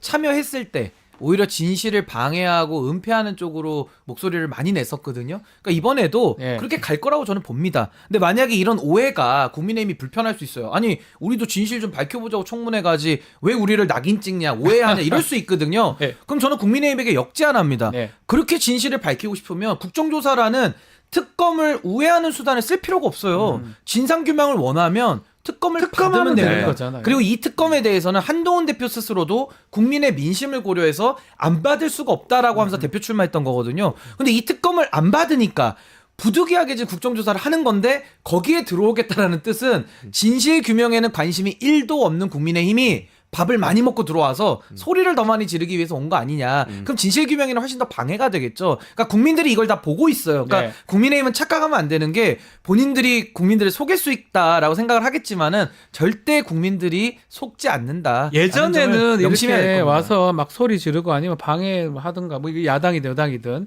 그렇게 하면 국민들이 관심을 안 가지거나 아우 시끄럽고 또 그냥 논쟁이 되는구나 생각인데 요즘은 생방 되기도 하고요. 다 분석해서 나오기 때문에 국민들이 어리석지 않습니다. 그냥 소리만 계속 지르는 의원들 저도 지금 떠오르거든요. 네. 논리도 일도 없어요. 검사 출신, 제가 말 잘못했네요. 그런 분들 보면 그냥 소리 질러서 방해하는 느낌밖에 안 들어요. 아니, 근데 더 네. 기분 나쁜 게 뭐냐면요. 네. 국민의힘 의원들 중에 소리를 고래고래 지르고 화내는 연기를 합니다. 그러다가는 또 민주당 의원들하고 또 웃고 농담해요. 네.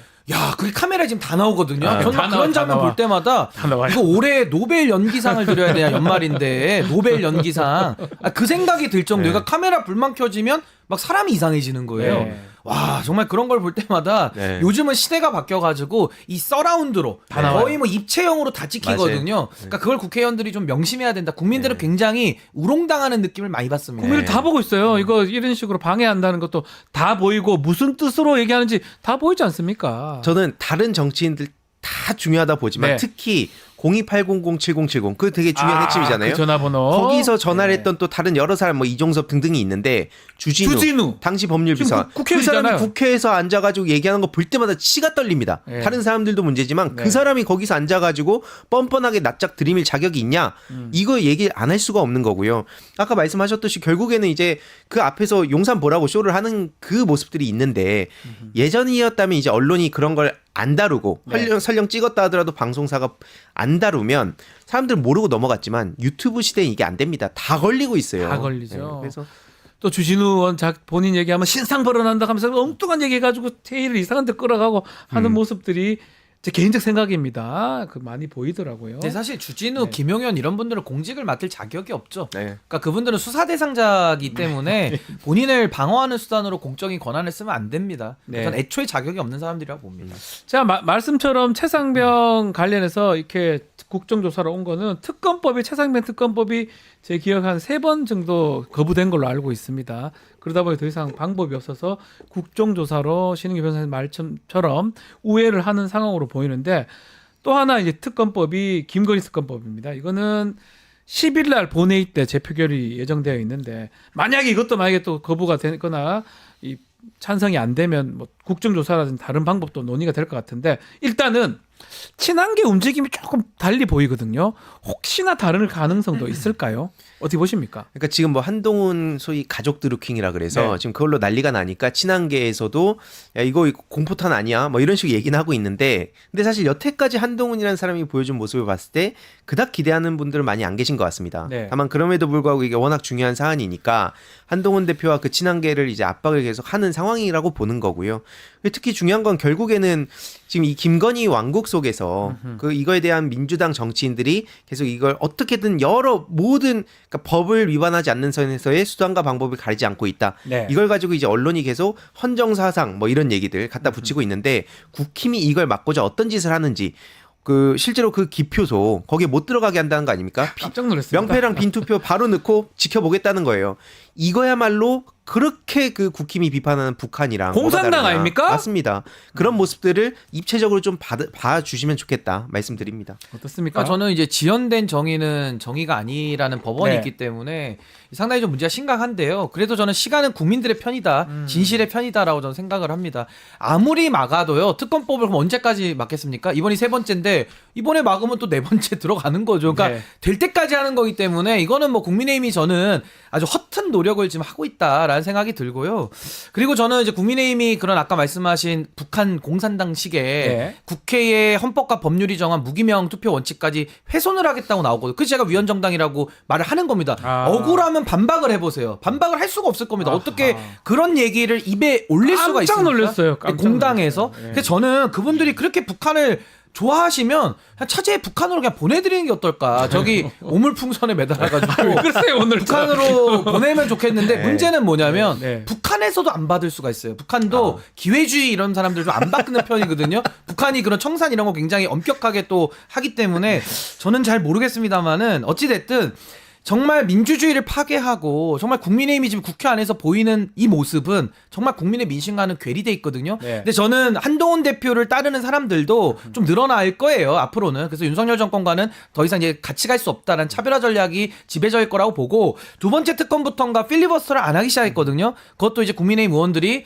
아 이게 지금 잘못 가고 있구나라는 거를 본능적으로 깨닫고 있는 거 아닌가라고 조금은 제가 희망적 생각을 가지고 마지막으로 한동훈 대표가 지금 상황이 별로 좋진 않은 것 같아요. 친윤 친한계 싸움도 있는 것 같은데 한동훈 대표는 최종적으로 어떤 결단을 내릴까요? 한동훈 대표가 결단함에 따라서 달라질 가능성이 있는 거잖아요.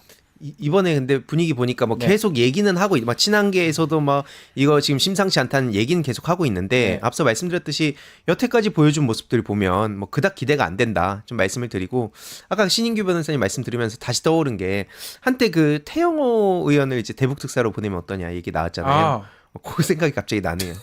태영호 의원 아니 잘 아니까 거기. 어떻게 저 당원 게시판 문제는 좀 잘 해결될까요? 더 싸움이 아니 난것 근데 같기도 제가 하고요. 이거는 뭐 격가지 논쟁입니다만은 올릴 얘기는 아니지만 네. 신지호 조직부총장과 예. 장례찬 그 돌격대장의 예. 그 페이스북 설전도 보면 정말 가관이죠. 네. 이게 정말 동네 도구 파이트라 그러는데 도구 파이트인지 아니면 정말 이게 정치인들의 언행인지 분간이 안 될 정도 수준인데 저는 그게 지금 여당 내 콩가루 상태를 그대로 보여준다고 봅니다. 아하. 근데 어쨌든 한동훈 대표는 이미지밖에 없는 사람이에요. 그러니까 이미지 정치의 전형이고 아주 이미지 정치에만 특화된 분이기 때문에 지금도 중대 결심 가능성 1시간 만에 그 제가 한 말 아닌데요. 이런 식으로 항상 국민들 가름하겠습니다. 앞에 그렇죠. 네. 항상 가름하고 한가름이 됐죠. 또 심지어 기자들에게 최근에는 안녕하세요 이러더니 동의하시죠? 이러더라고요. 그래서 뭘 동의한다라는 건지 뭐 얘기를 해야 동의를 하든지 말든지 할 텐데 그러니까 이미지 정치가 이제 저는 유통기한이 끝났다.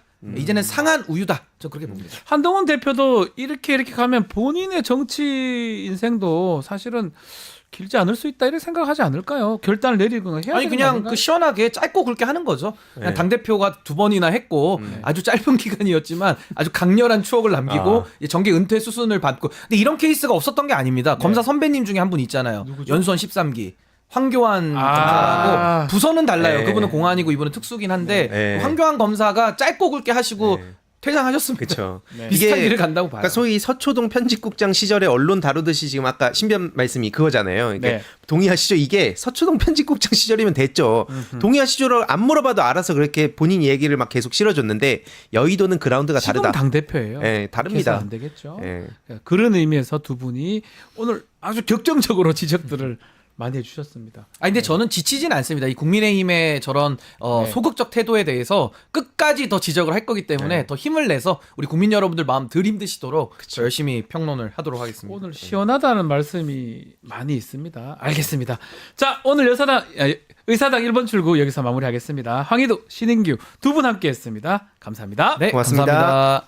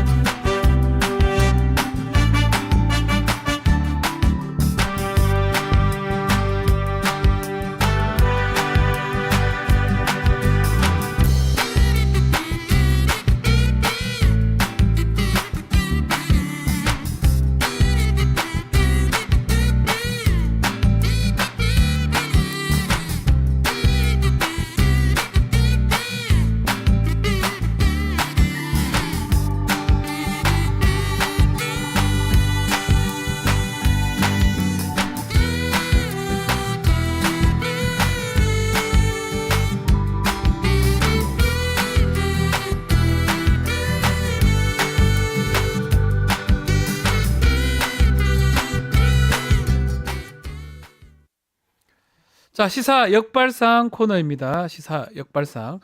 오늘의 시사 이슈와 인물을 역사적 맥락에서 파악해보는 시간입니다. 자, 오늘도 백이성 역사 크리에이터와 함께하겠습니다. 안녕하십니까? 안녕하십니까? 자, 오늘은 이승만 좀 얘기 다시 지난주에서 예. 이어가겠습니다. 자, 헌정 사상 최초로 하야한 대통령이 이승만 그렇습니다. 아니겠습니까? 뭐 탄핵의 하야에 뭐 아주 다양합니다. 예. 자, 그러면 기초적인 질문이긴 한데 예. 하야 탄핵 어떻게 다르다고 봐야 됩니까? 뭐 하야는 말 그대로 리자인. 음. 막 아유 나는 막 안 할래. 지가 아유 스스로 막 자기가 스스로 나는 막 싫어. 네. 이라고 가는 거. 탄핵은 국회가 쫓아내는 거. 네. 예. 요렇게 생각하시면 되겠습니다. 네. 지난번에 저희가 다룬 거는 임시정부 때 탄핵당한 최초의 대통령이 이승만 대통령이었다. 예, 그렇습니다. 라고 이제 총리였죠. 당 총리인데 본인 대통령 네네. 뭐 프레지던트 쓰고 막 이랬던 건데 아유, 자기가 예. 총리인데만 마음대로 대통령이라고 사칭하고 다녀요. 예. 이제 이번에 오늘 얘기할 거는 하야입니다. 하야는 언제냐면 실제로 대한민국 이후에 1960년 부정선거 3.15 부정선거로 거슬러 올라가야 되는데 네. 일단은 그때 이후에 4.19 일어나고 하야한 상황인데 네. 3.15 부정선거 어떻게 일어난 겁니까 그때? 3.15 부정선거는 네. 1960년 원래는 5월 15일에 치러져야 되는 선거입니다. 왜냐하면 5월 15일 총선이잖아 항상. 네, 그러니까 예. 이 뭐냐면 그 신익희와 네. 이승만의 1956년 대결이 네. 5월 달이었거든요. 아. 그러니까 대통령 임기가 5월까지입니다. 음흠. 그러니까 5월 15일에 치러져야 되는 게 맞는 거죠. 네. 그건 뭐냐면 민주당의 조병옥이라는 그 민주당 후보가 이번에는 아이고 머리야, 아이고 배야 이러면서 저기 미국의 월터 리드 육군 병원으로 수술 받으러 떠났다가 아하. 죽었어요. 사망했군요. 수술을 3일 동안 받는데 예. 죽었습니다. 그러니까 어떻게 돼? 이승만하고 이부이가 저거 마음대로 석 달을 땡겨버립니다. 아, 두 달을 땡겨버립니다. 선거를요? 예. 오. 이런 일이 예. 전두환 때도 있었죠. 예. 총선이 4월 달인데 85년 선거를 2.12 선거를 치렀지 않습니까? 아하. 두 달을 땡겨버린. 왜? 김대중이라는 사람에게 돌아와서 선거 운동을 할 시간을 주지 않기 위해서 아하. 저 마음대로 땡겨버렸다 이 말이에요. 예. 네. 바로 그러한 장난질을 국민들이 가만히 보고 있지 않습니다. 그러니까 85년도에도 신민당 돌풍 네. 일어났었고 이 60년 선거에서도 3.15 부정선거가 치러지고 네. 그리고 4.19 혁명이 일어나게 되는 것입니다. 그때 날짜 땡긴 것도 땡긴 거지만 또 당시 조병옥 씨가 그래 되니까 예. 이기붕 또 당선시키려고 아이고 말도 또 마십시오. 부정선거 했다는 그런 얘기도 많았었잖아요. 네. 이 기붕은 네. 1956년도에 네. 자기가 장면에게 이기지 못했다. 그때도 신익희 선생이 그렇게 네. 되는 바람에 부통령은 또 민주당 쪽으로 갔던 거죠. 민주당으로 막 압도적으로 밀어줘. 그때는 대통령 부통령 선거 따로 했는데 예. 대통령이 이쪽이면 부통령 쪽으로 또 한쪽으로 또 갔던 상황이었던 예. 거잖아요. 사람들이 저에게 심리적으로. 많이 묻습니다. 네. 왜 부통령을 따로 뽑아요? 왜 따로 그러니까 뽑냐? 이게 뭐냐면 네. 지금 현재 미국을 보면은 네. 부통령은 그냥 선거 없이 대통령 선거에 좌지우지된단 말이죠. 네. 근데 왜 우리나라는 정부통령 선거를 따로 했느냐? 따로 했냐? 그만큼 우리나라가 민주적이었다는 민주적이었다. 얘기예요. 예. 그러니까 이 민주주의 제도를 가장 선진적인 제도를 도입해 놓으니까 이승만으로서는 불안한 거지. 네. 그러니까 이제 뭐냐면 1960년에 그 조병옥 씨가 죽자 이기붕이 네. 선거 날짜까지 땡기고 땡기고. 이번에 또 저번에 신익희 후보가 죽고 자기에게 표가 안 올 것을 우려하여 3월 15일 날 무조건 선거해. 땡기면서 부정적으로 또 막 예. 투표서 바꾸고 난리 났지 않습니까? 예, 바로 최인규 네. 당시 내무부 장관이 아. 그 4.19 혁명 3.15. 일어나는 그 때에 다 문서가 공개됩니다. 아. 그러니까 이제 정권이 바뀐다 싶으니까 공무원들이 전부 다 충성을 맹세하는 거예요. 새로 바뀌는 정권에. 네. 그러니까 뭐냐 하면은 자유당 시절에 부정선거를 지시한 부정선거를 무려 네. 213가지 지침을 내립니다. 와, 대단하네. 와, 막 5인조씩 가라, 뭐 남자 여자 바꿔라, 말도 마십시오. 그렇게 내린 문서들이 모두 공개돼 가지고 네. 지금도 4.19 혁명기념관에 그것이 돌로 쫙 새겨져 있습니다. 와. 이게 이제 민주주의 역사의 부끄러운 역사다. 그러면서 이거를 절대로 잊지 말자라고 하는 뜻에서 그렇게 돼 있는데 사람들이 잘 모릅니다. 이거. 그렇죠. 그 예. 3.15 부정선거인데 예. 지금 말씀처럼 최인규라는 당시 지금은 행자부라고 하면 되는데 당시 네. 내무부입니다. 네, 내무부. 장관이 강경 진압을 또 했었어요. 네, 강경. 그때 기억나겠지만 그 김주열 예. 그 학생. 그 사망했지 강경 않습니까? 진압은 누가 했느냐 하면은 여러분 바로 그 홍석현의 아버지, 홍라희의 아버지, 홍진기라는 법무부 장관이 장관인가요? 예. 법무부 장관인데 아. 내무부 장관으로 옮겨와 가지고 네. 저지른 행동입니다. 그 당시 기억나는 게 체루탄인가 어디 맞고 지금 모습인데요. 그 김주열 열사죠. 김주열 학생이 이렇게 발견되면서 그때부터 4.19가 네. 완전히 전국으로 들불처럼 번진 것 같아요. 네, 3월 15일 날 마산에서 크게 부정선거에 항의하는 네. 데모가 일어났는데 그날 3월 16일 날 학교에서 조회를 해보니까 네. 다른 애들은 다 학교에 오든지 아니면 그래도 행방이 경찰서에 있든지 이렇게 다 판가름이 나는데 네. 김주열 학생 남원중학교를 나와가지고 마산상업고등학교로 진학을 했던 1학년 김주열 학생은 네. 3월 2일 날에 첫 등교를 해서 3월 15일 날 학교를 제대로 다녀보지도 못하고 행방불명이 됐다. 아하. 학교뿐만 아니라 학부형 시민사회가 얘를 찾으려고 엄청 노력을 합니다. 네. 그러다가 4월 10일 날 무려 한 달 가까이 지난 시점에 마산 앞바다에서 떠오르게 되죠. 시신으로 떠올랐다는 이게 거잖아요. 낚시꾼이 충격입니다. 바다 낚시를 아. 하는데 그 낚싯대에 이렇게 아마 낚시꾼이 굉장히 월척이 걸렸다고 생각한 것 그랬겠죠, 같아요. 아마도. 그랬는데 막 좋아가지고 이렇게 하다가 보니까 아하. 끔찍한 사람 사체가 올라왔다. 근데 예, 막 그것을 부산일보의 허종 기자. 이거 뭐 정확합니다. 허종 기자가 제일 먼저 연락을 받고 가서 찍었습니다. 아하. 허종 기자가 그날 꿈에 네. 마산 앞바다에서 오늘 김주열이가 찾아질 거다 이런 꿈 같은 꿈도 게 꿨대요? 있었던 게 같아. 조사진이죠. 예, 요즘에? 그래가지고 네. 막 눈에 최루탄이 박혀 있고 온몸에는 두드려 맞은 멍자국에 지금 저기에는 안 드러나지만은 그 몸에 멍이 온몸에 푸르스름한 멍이 들어 있었던 저 흑백 사진이라 가지고 저 사진이 바로 4.19로 예 4.19로 도화선이 됐다. 도화선이 되는 말 그대로 국민들의 영린을 열리게 만들었던 네. 뚜껑을 열리게 만들었던 사진입니다. 저것도 있고 예, 고려대생 시위가 있었지 않습니까? 네, 그렇습니다. 그때 우리 또 뭐 드라마나 이걸 많이 봤을 것 같은데 정치 깡패들이 등장했던 거 그 내용은 그렇습니다. 어떤 내용입니까? 예, 반공청년단이라고 해서 공산주의를 막는 네. 청년단이 한 뭐 이정재, 네. 뭐 임화수 네. 이런 애들이 이끄는 영화배우 청년단이 이정재 아닙니다. 옛날 이정재. 예, 네, 그렇습니다. 이마수. 예, 옛날 이정재. 예, 류지강 뭐 덩치가 이런 크고 사람들이죠. 머리가 큰 이정재. 예, 그래가지고 그 이정재 같은 애들이 네. 20만 명이 있다라고 보고가 됐어요. 이정재에 의해서. 명입니까? 와.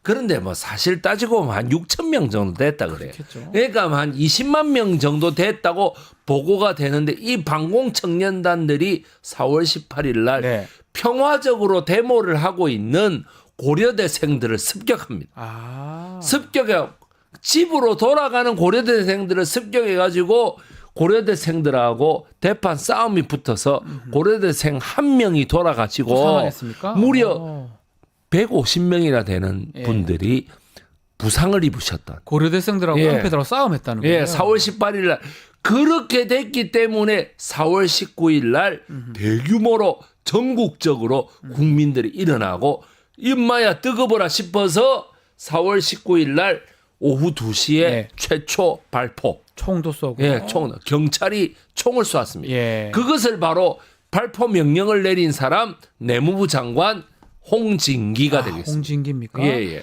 자, 4.19 이후에도 4월 25일, 4월 26일 큰 네. 시위가 이어졌고 특히 대학 교수들이 시국 선언에 동참을 했습니다. 근데 예. 이거는 뭐 좀 요즘 정치 상황하고 조금 비슷한 것 같아요. 예, 비슷합니다. 시국 선언. 4.19 때에 대학 교수들이 네네네. 특히나 그 단국대학교, 네. 건국대학교, 아하. 동국대학교, 연세대학교, 이화여자대학교 이 교수님들이 다 나서가지고 네. 맨 첫 번째로 하고 그 다음이 서울대학교, 방송통신대학교, 방통대까지. 예 그렇게 해가지고 다 나와가지고 아하. 한 이틀 사이에 전국에 그때 당시 대학교가 몇 개 안 됐거든요. 아하. 한 40개 정도 됐거든. 그래서 40개 정도 대학교들이 나와가지고 다 교수님들이 나와서 이승만 정권 하야하라라고 하는 것을 냈습니다. 지금은 제가 뭐 마지막에 그 3일 전에 예. 제가 배우기도 했던 서울대 사회학과의 김배경 교수라든지 네. 또 그 서울대학교 국사학과의 정용욱 교수님이라든지 이런 분들이 다 나오셔가지고 윤석열 하야하라라고 하는 거를 예. 보고 제가 참 큰 감동을 받았던 적이 있습니다. 지금도 시국 선언이 이어지고 있는 예, 예. 상황이고 그래서 질문 제가 드려봤는 건데 실제로 결국은 이승만 전 대통령이 하야하게 대한 결정적 계기가 미국의 입장 변화 같아요. 당시 미국 대사가 메카나기라는 사람인데 이 네. 사람이 하야하라고 이승만 대통령 설득했다면서요. 이게 왜 그렇게 한 겁니까? 예, 하야하라고 설득한 이유가 네. 그 에버레디 플랜. 에버레디 플랜. 그 1952년도에 에버레디 플랜으로 언제든지 이승만을 갈아치우자라고 하는 계획이 그 유엔군 사령관 클라크에 의해 가지고 이미 사인이 다 돼 있었습니다. 문서에. 예. 그 문서에 사인이 돼 있었는데 그때 당시에는 이란 혁명의 그 사람을 무력으로 쿠데타를 일으켜서 바꿔치기 하느라고 네. 한국까지는 신경 쓸 여력이 없어. 이란이 있어서. 예, 그래가지고 석유가 많이 나는 이란하고 중동 정세에 개입하던 미국이 1960년에는 아시아에 네. 한국을 딱 친 거예요. 그렇게 쳐가지고 그때 당시에 우리나라의 영원한 비선실세 제임스 하우스만이 네. 이거 이승만으로는 도저히 북한의 그 스탈린과 이른바 후르츠초프와 연계한 북한을 막아낼 수 없겠다라고 얘기하니까 메카나기가 가가지고 물러나. 내려가라. 예. 물러나. 아하. 예.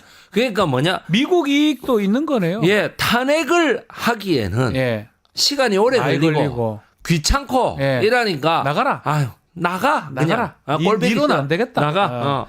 그렇게 근데 된 겁니다. 그 지금 예. 기억나는 게 미국도 미국이지만 네. 그 밑에 정권 내 사람들 특히 허정 내각이 되잖아요. 다음에 네네. 허정이 외무부 장관이었던 것 같은데 네네.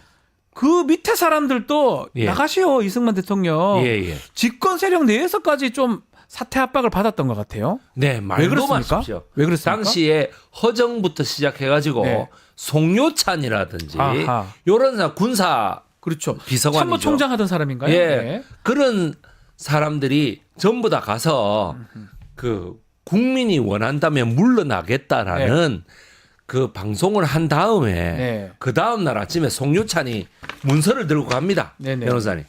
문서를 딱 들고 와서 이거 사인하세요라고 얘기를 사인하세요라고 얘기하니까 네. 이승만 대통령이 화장실에 들어가서 2시간 동안 안 나왔다고 안 합니다. 나옵니까? 하기 나 싫어서? 안 나갈래. 내가 어젯밤에 나 안 나갈래라고 얘기를 했다. 그래 송유찬이 나가셔야 합니다. 그래가지고 문을 계속 두드렸다 그래요. 그것만 해도 아니 얼마나 이 꼴보기 싫었으면은 나가라고 2시간 동안 계속 압박을 했겠습니까? 밑에서도 한 번 얘기하고 나가야 되는데 아하. 그 뭐야 2시간 동안 계속 압박하래 화장실에 딱 들어가 가만히 있는 거예요. 그렇게 해서 2시간 만에 사인을 받고 나갔다고. 그 하야가 역사적 이제 사건인데 1960년 4월 26일 오후 1시입니다. 예. 라디오 연설을 통해서 이제 이루어지는데 그 이승만 전 대통령이 대국민 담화문으로 발표했던 내용 어떤 내용을 발표를 했던 겁니까? 예. 그 부정 선거가 있었다고 하니 네. 한이 대통령 선거를 다시 하겠다. 아. 정 부통령. 야. 그러니까 이거는 너무나 우리 시민사회 세력들이 원하던 말이기도 하지만 네. 부정선거가 있었다고 하니 그러니까 뭐야 자기는 책임 없다 이 말이에요. 네. 말도 안 되는 소리죠. 그다음에 부정선거가 있었다고 하니 또 나오는 말이 뭐냐면 이기붕 의장에게 모든 공직에서 물러나라고 하겠다. 이기붕한테. 그럼 지는 예. 그 다음에 어떻게 돼? 부정선거가 있었다고 하니 국민이 원한다면 내각제 개헌을 하겠다. 아하. 내각제 개헌이라는 건 뭐냐? 자기가 제 2번째 선거를 할 때에 네. 대통령에 출마해서 직선제로 바꿨지 않습니까? 네네네. 발췌 개헌과 4.4.5입 발췌 개헌을 통해 가지고 대통령제로 바꾸기 안 바꾸려는 사람들을 다 총으로 위협해가지고 국회를 그렇게 바꿨지 않습니까? 그때만 해도 국회가 다수가 예. 야당 쪽이었어요. 그러니까 예. 이승만을 나가라고 하는 네. 쪽이었으니까 그렇게 바꾼 거를 다시 정상으로 돌리겠다라는 이야기입니다. 자, 지금 하야할 때 보니까 민희 원장한테 사임서를 당시 국회의장 같은 사람한테 네. 사임서를 제출했다고 하고 이승만은 국회의 결의를 존중하면서 국민의 한 사람으로서 여생을 바치고자 이렇게 한다라고 예. 하는데 국회가 그러면 이승만 사임을 촉구했다고 봐야 됩니까? 어떻게 봐야 됩니까? 촉구했죠. 아, 촉구한 것이다. 그럼요. 예, 예. 왜냐하면은 자유당 의원들마저도 네. 지금처럼 TV조선 앵커하는 신동욱 의원이나 정광재 대변인이나 이런 사람들처럼 나와가지고 윤석열은 죄가 없습니다.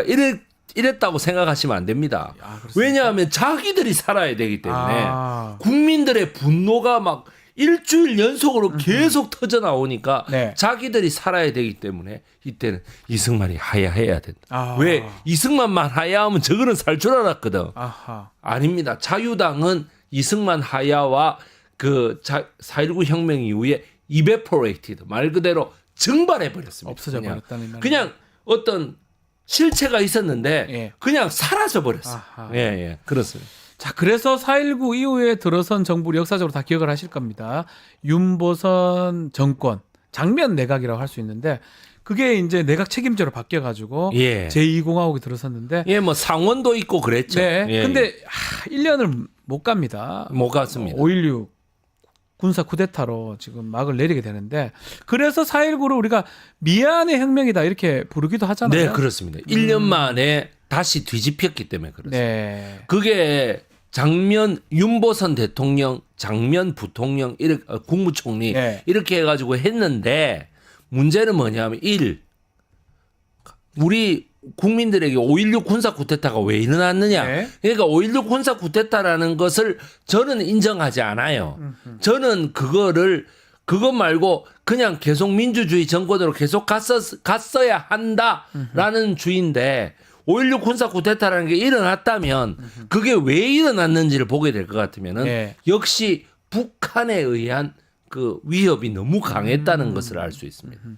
그러니까는 우리나라를 아까 미국이 4.19를 말 그대로 견인했다라고 얘기한다면은 그 4.19를 견인한 네. 비선실세 제임스 하우스만이 네. 그 박정희를 하여금 다시금 정권을 폭력적으로 찬탈하게 만들었다라고 보는 게 맞는 거죠. 그러면 이것도 미국하고도 크게 관계가 있다고 보는 게 맞나요? 5.16 군사 쿠데타는 미국의 작품입니다. 아, 작품이라고 봐야 예, 됩니까? 저는 그렇게 봅니다. 근데 방치했을 수도 있다. 방치했죠. 네. 그렇게 하라고는 아니지만 예. 미국의 뜻하게 반해서 어떻게 쿠데타를 하긴 쉽지는 않겠죠, 사실은. 아이, 막으려고 그거는 하면. 그렇게 만약에 쿠데타가 일어났다면은 네. 2, 3년 안에 반동 쿠데타가 일어나가지고 다시 뒤집혔겠죠. 만약에 그랬다면요. 예. 다른 나라 이렇게 예를 들면 네. 61년도에 쿠데타가 일어나서 79년도에 총으로 끝나지는 않았을 것입니다. 그렇게 끝나진 않았습니다. 무려 18년 동안이나 미국이 가만히 보고 있을 리가 없습니다. 네. 예. 자, 다시 돌아가서 이승만 이렇게 하야를 하게 됐습니다. 자, 좀 많은 시간이 지난 지금 시점도 좀 비슷합니다. 네. 윤석열 정권 퇴진 요구하는 시국선언 또 집회 이런 게 계속 이어지고 있는데 예, 예. 뭐 이승만 전 대통령은 탄핵도 당해본 바가 있고 하야도 두 개 다 당한 사람으로 봐야 되는데 예, 예. 어떻습니까? 윤석열 대통령 지금 탄핵 하야 정치가 논의가 되고 있는데 어떤 게 지금 역사학자로서 가장 좀 좋은 방법이라고 보십니까? 역사학자로서 가장 좋은 방법은 내일이라도 네. 아이고만 나는 안 할란다 하고 사표 쓰고 나가는 게 가장 조국과 민족과 국민을 위하여 좋은 방식입니다. 가장 좋은 방식입니다. 네. 이제 우리나라는 하야하고 나가도 보궐선거 해가지고 네. 또 다른 대통령을 뽑으면 돼요. 누가 되든지. 그 또 다른 대통령 뽑아가지고 하다가 또 안 되면 또 나가면 되지. 또 나가면 됩니까? 뭔 상관입니까 그게. 그게 물론 그런 일은 있으면 안 되겠지만. 네. 그러나 저는 지금 대통령은 네. 조국과 민족의 무한 발전을 위해서 네. 나가주시는 것이 여러모로 좋다. 네. 저는 그렇게 생각합니다. 그러나 그게 안 된다면 개헌을 통해서라도 네. 임기 단축의 개헌을 통해서라도 헌법 부칙의 임기를 그렇게 딱 하면 정해가지고 되겠네요. 예. 나가라. 그러고 나가고 나서 그러고 자연인으로서 여러 가지 재판을 받으시고 수사를 받으시면 된다라는 생각. 아이고 나가서 재판 받으라고 하면 하겠습니까? 수사 받으라고 하면. 그러니까 그렇게 하기에는 네. 너무 큰 죄를 많이 저질렀잖아요. 지금 그렇군요. 너무 큰 죄를 많이 저질렀는데 그걸 다 사면해 준다고요? 말도 안 되는 얘기입니다.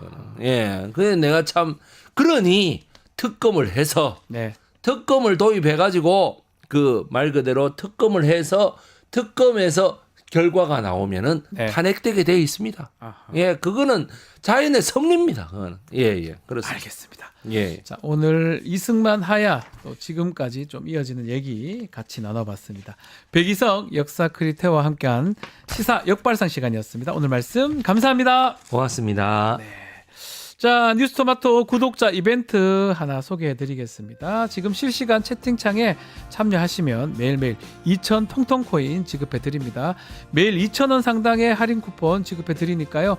채팅창 링크에 있는 통통몰 앱에 가입하신 뒤 회원 고유번호 코드를 실시간 채팅창에 한 번만 붙여넣기를 하면 이벤트에 참여하실 수가 있습니다.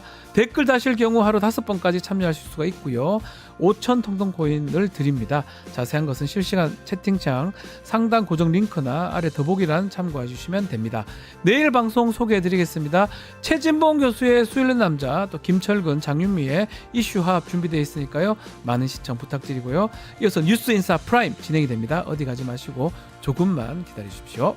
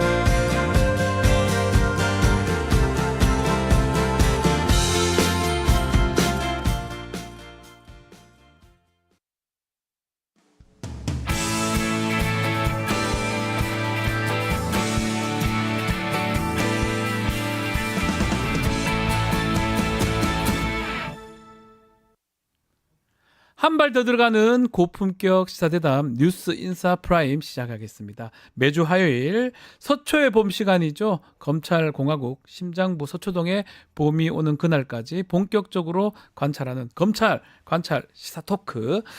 자, 이현주 변호사, 권영철 대기자 두 분 함께합니다. 안녕하십니까? 자, 이 얘기부터 먼저 해보죠. 네. 이창수 지검장 등 예. 검사 3명에 대한 탄핵안 국회 본회의 보고가 됐는데 내일 아마 바로 표결될 것 같아요. 예. 우리 대기자님부터 어떻게 보셨습니까? 이게 탄핵 소추를 가지고 네. 사람들이 바로 파면되는 것처럼 막 지금 검찰 내부에서는 감사원에서 그런 것 같아요. 반발을 하고 있거든요. 예. 검사가 기소한다고 다 유죄가 되는 거 아니죠. 마찬가지로 이 탄핵 소추도 국회가 헌법재판소에 기소하는 거다. 네. 이렇게 보면 됩니다.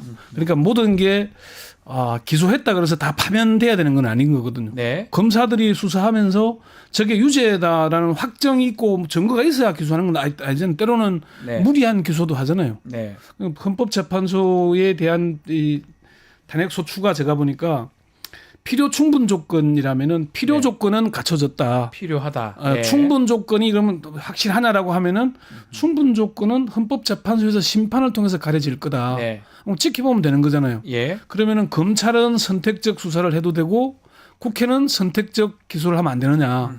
이런 걸 봐야 되는데 왜 이런 과정이 오게 됐는가를 봐야 되는데 왜 탄핵 소추하느냐 가지고 지금 뭐 정치권이나 언론에서는 왈가왈부하고 있거든요. 네. 핵심은 왜 국회가 탄핵 소추에 이르게 됐는가 이 부분을 저는 제대로 짚어봐야 그 된다고 과정이나 이런 예. 것들을 좀 떠오르고 그 사람들에 대한 인물, 이 인물들을 꼭 탄핵해야 되느냐 이런 얘기도 사실 있는 것 같아요.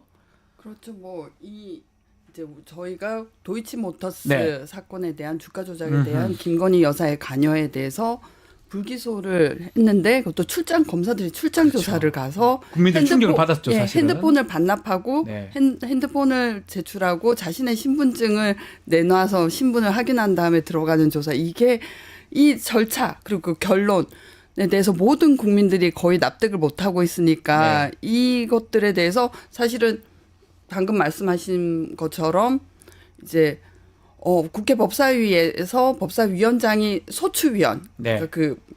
뭐 형사 절차로 하면은 검사가 되는 거죠. 그리고 헌법재판소에서 결정을 받는 거고. 네. 그래서 사실은 공방은 그 뒤에 그 다음에 문제 법률적인 문제가 되더라도 이 그 도이치모터스 주가 조작 혐의에 대한 봐주기에 대해서 모든 국민이 납득을 하지 못하고 있고 그렇죠. 이것에 대한 공분을 이끌어내고 이게 어떻게 이렇게 결정이 났느냐라는 걸 한번 파악해 볼 수 있는 것으로는 의미가 있다고 생각합니다. 그래서 뭐 이창수 검사장, 서울중앙지검장은 어떻게 관여했느냐, 네.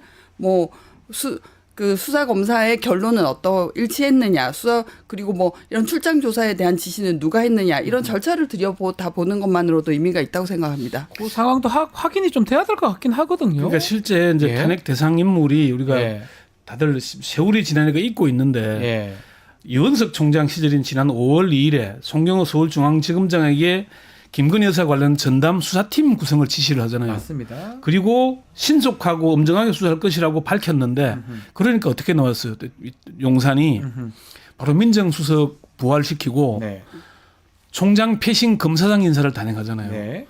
그래서 이원석 식물총장 만들고 송경호 영전성 자천시켜서 부산 보내버리고. 고검장 보내고 그다음 임명한 게 이창수예요. 창수 지검장이죠. 이창수하고 조성원 4차장을 네. 이제 바뀌었잖아요. 네.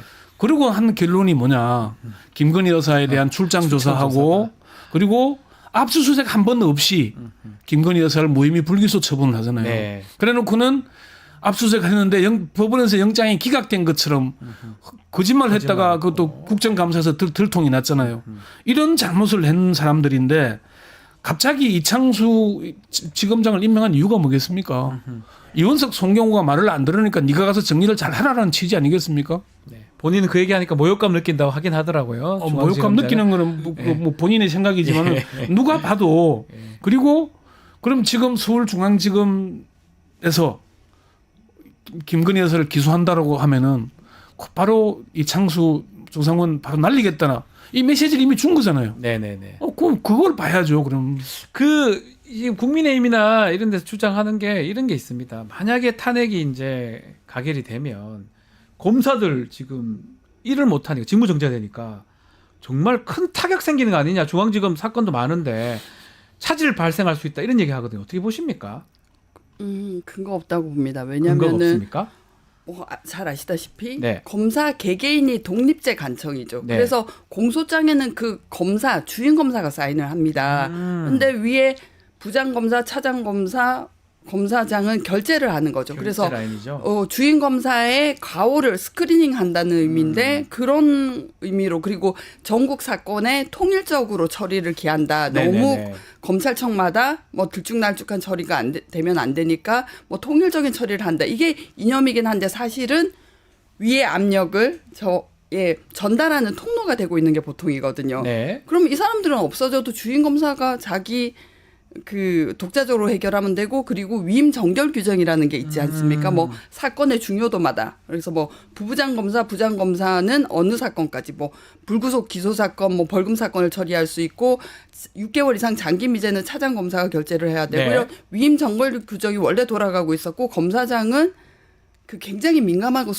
뭐 중요한 정치적인 사건을 방향을 트는 역할이라든지 물론 이념적으로는 스크리닝을 하고 과오를 바로잡는다는 거지만 뭐 그건 우리 국민들은 지금 그 역할을 믿지 않을 것 같아요. 그래서 위임 정결 규정이나 주임 검사가 원래 독립제 간청으로 자기가 책임을 지고 사건을 처리하는 구조이기 때문에 별 큰 타격은 큰 의미는 없을 것이다. 근데 문제는 네. 이제 사람들이 놓치고 있는 게 있는데 네. 자 그러면은 위에서 이제 물론 이게 직제를 둘 때는 필요하니까 돕겠죠. 그렇죠. 필요해서 라인이, 둬서 예. 그게 분명히 그 점은 인정을 합니다만은 그러면 직무대행 체제로 가면 되잖아요. 네. 좀 웃기는 게 윤석열 총장이 임기 도중에 대통령 선거 나간다고 그만뒀잖아요. 네. 그 다음에 다음 총장이 6월 1일 한 3개월 공백이 생겼습니다. 네. 문제 있었습니까? 없었어요. 그리고 후임 김호수 총장이 윤석열 대통령 당선이 되고 나니까 한 달쯤 뒤에 사의를 표명했어요. 네. 그다음 총장 임명할 때까지 5개월 총장 공백이 있었습니다. 문제 있었습니까? 없었어요.